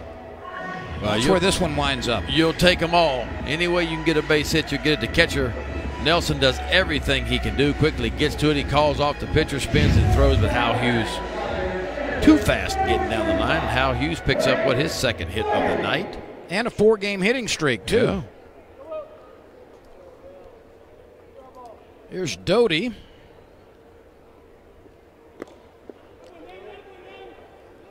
Doty has walked a couple of times, and he has struck out twice. That's what you call all or nothing, huh? Yeah.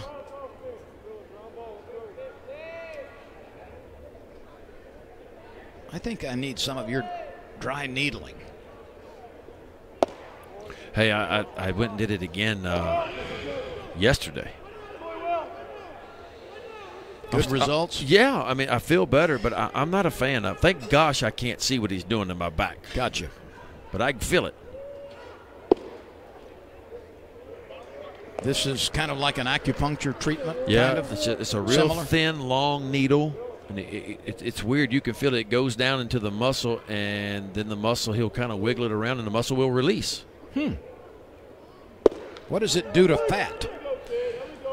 I guess just sticks a hole in it. I don't know. Because, see, I would need to – I've got another layer there before I find no, muscle. I understand. I think he can go right through that. Might take a little, depending on how much it is there, a little longer needle to get to the muscle. Just hoping there wouldn't be a gusher somewhere. But you like this dry needling procedure? I like the results I'm getting from it. Yeah. But it's not excruciating or anything? No, it's not excruciating. Just a little uncomfortable? Yes. That'd be a way to say it, yes. Well, all or nothing continues, huh? 3 walks for Doty. 3 walks, 2 strikeouts.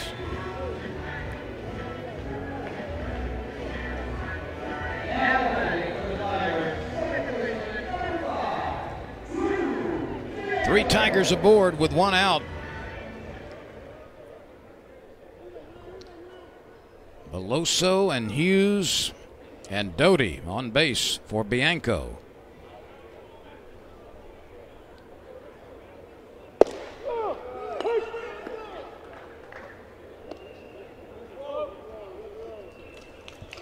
Bianco has flied out to left and right and walked and been hit by a pitch. He scored a run.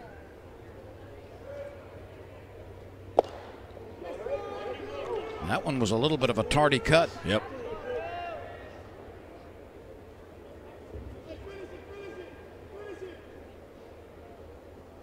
Yeah, Bianco looks like he's kind of caught in between right now. Caught in between the fastball and the breaking ball. Lost a little bit of his aggression. You could tell when he took the first pitch right down the middle for strike 1, he popped his cleats really hard with his bat. He's aggravated himself. And sometimes when you start to struggle as a hitter a little bit, you get unsure of yourself and you lose a little bit of your aggression. Because once a pitcher gets strike 1 on you, he's going to start to expand the zone.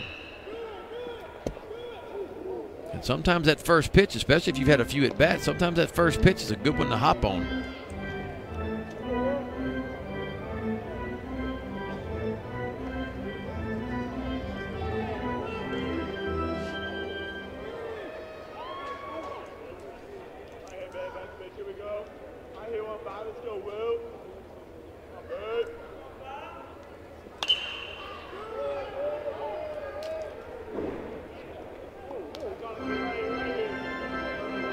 Drew Bianco came into the game 2 for 12. He has driven in 3. Both of his hits have been extra base hits, a home run and a double.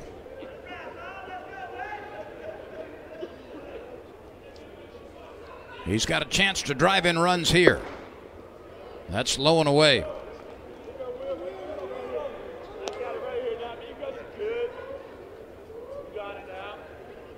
Dixon, Snyder, Hebert, Jenkins, Hensel, Barabino, and Allen have all pitched for Southern. We're in the 8th.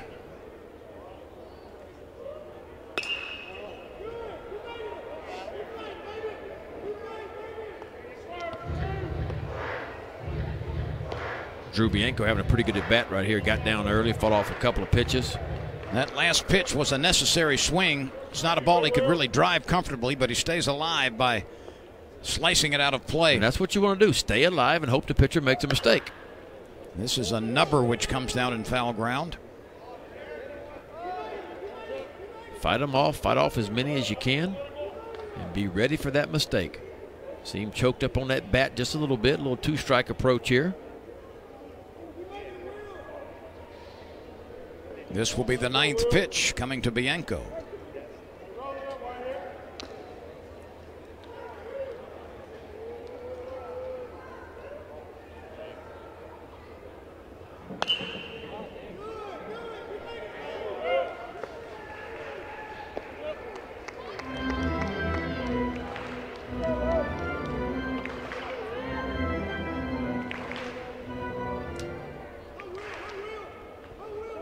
LSU got 8 in the first and 1 in the second and 3 in the third and 4 in the fifth and 1 in the seventh. Now let's see what gives. 3 balls, 2 strikes, 1 out. Really good at bat here. A couple of good swings. Got down 0-2, fought it all the way back to 3-2. Here comes pitch number 11 to Bianco from Wilhelm Allen. Just missed it too, boy, I tell you. Good swing. And the shortstop with the infield fly rule in effect makes the catch.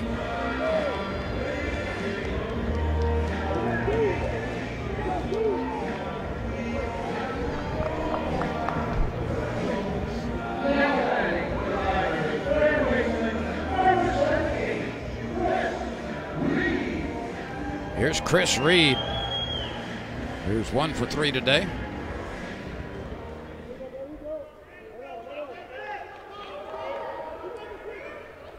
Reed has lined out to left. He has poked a 3-run double, and he's bounced into a double play.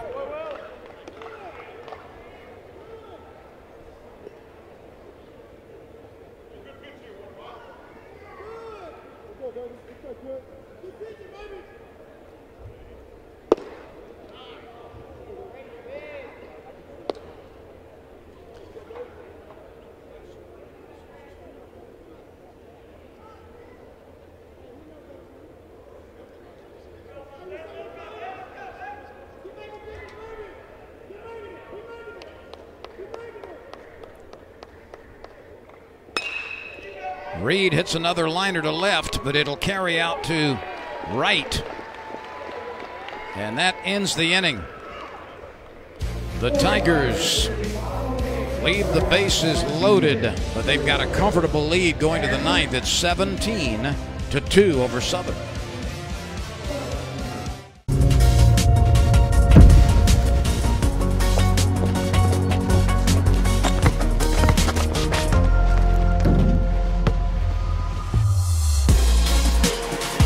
Infinity. Empower the drive.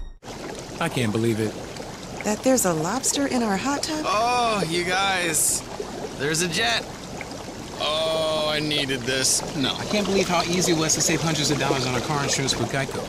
Geico. Believe it. Have you ever worked with Dr. Francis? Oh, yeah. He's okay. Just okay? Guess who just got reinstated? Well, not officially. Nervous? Yeah. Yeah, me too. Don't worry about it. We'll figure it out. I'll see you in there. Just okay is not okay, especially when it comes to your network. AT&T is America's best wireless network according to America's biggest test. Now with 5G evolution, the first step to 5G. More for your thing. That's our thing. With the Chase mobile app, Jason Wu could pay practically anyone at any bank, all while putting on a runway show.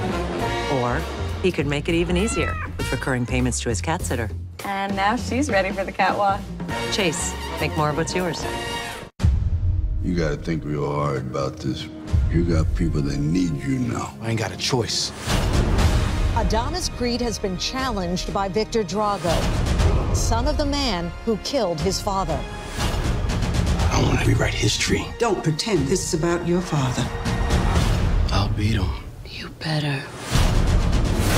It's time, kid.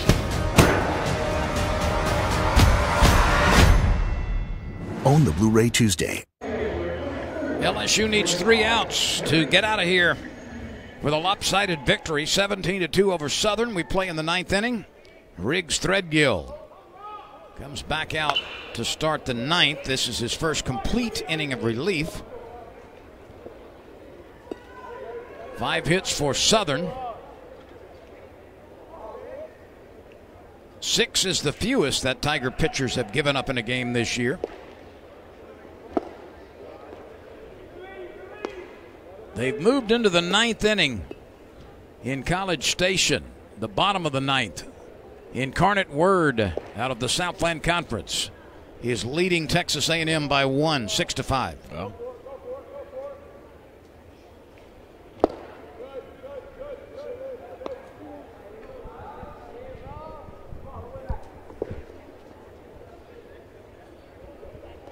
And Ben, it's gone final.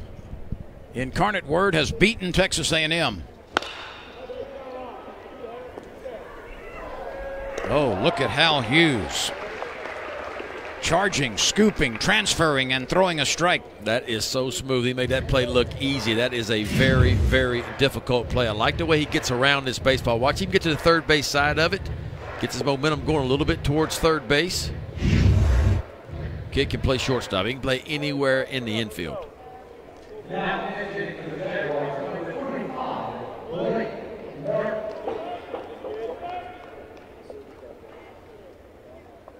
Blake Martin is batting here for the first time. So Martin for Rainey.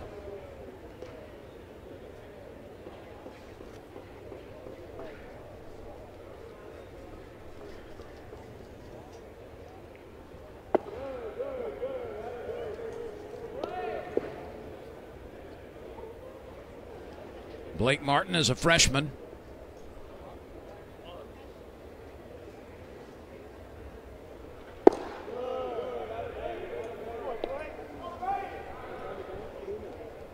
Well, let's quickly check some SEC finals. Arkansas over Memphis. Kentucky beat Northern Kentucky.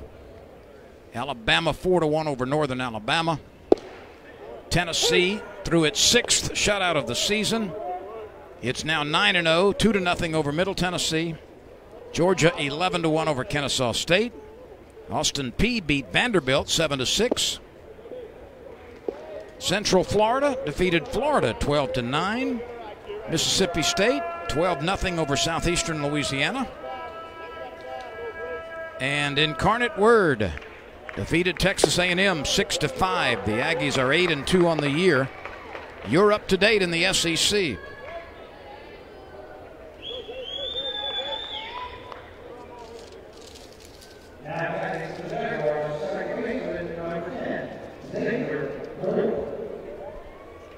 Here's Xavier Moore. Checking to see if there's any big series this weekend in the SEC besides LSU and Texas. South Carolina at Clemson, that'll be a good series.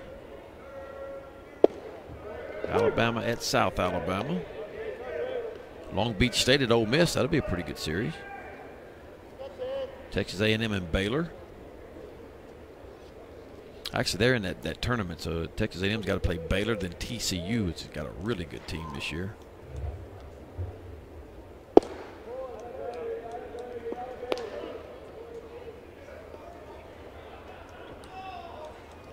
Moore is 0 for 2. He has walked and scored.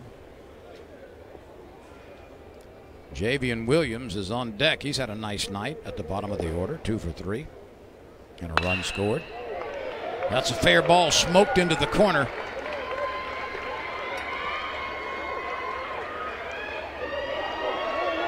Here's the relay throw. And it's misplayed at the plate. Doty could not catch it cleanly. There was a chance he could get the tag.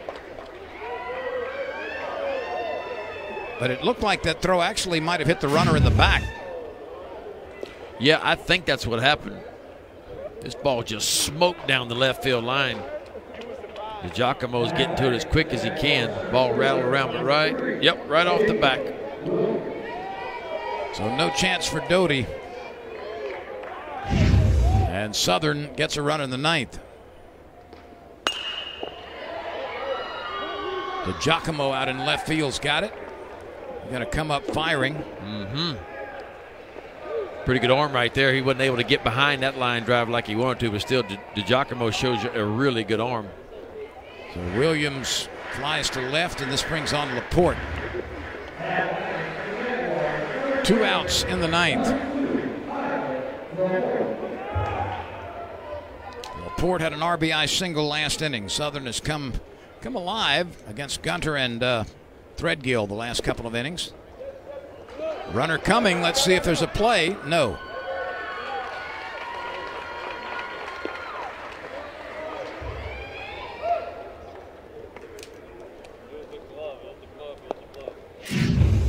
Take a look at this. Just a fastball. Doty expected it kind of enter third. Ball's thrown off the plate away, and he couldn't hang on to it. I don't know if that's going to go as a wild pitch or a pass ball.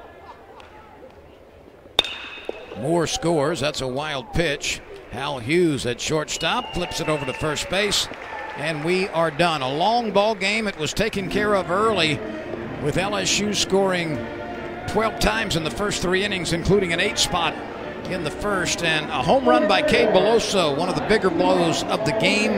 That came in the first inning, a 3-run homer there. And Ben, other offensive heroes tonight, Zach Watson with 3 base hits, Antoine Duplantis with 4 base hits and 5 driven in.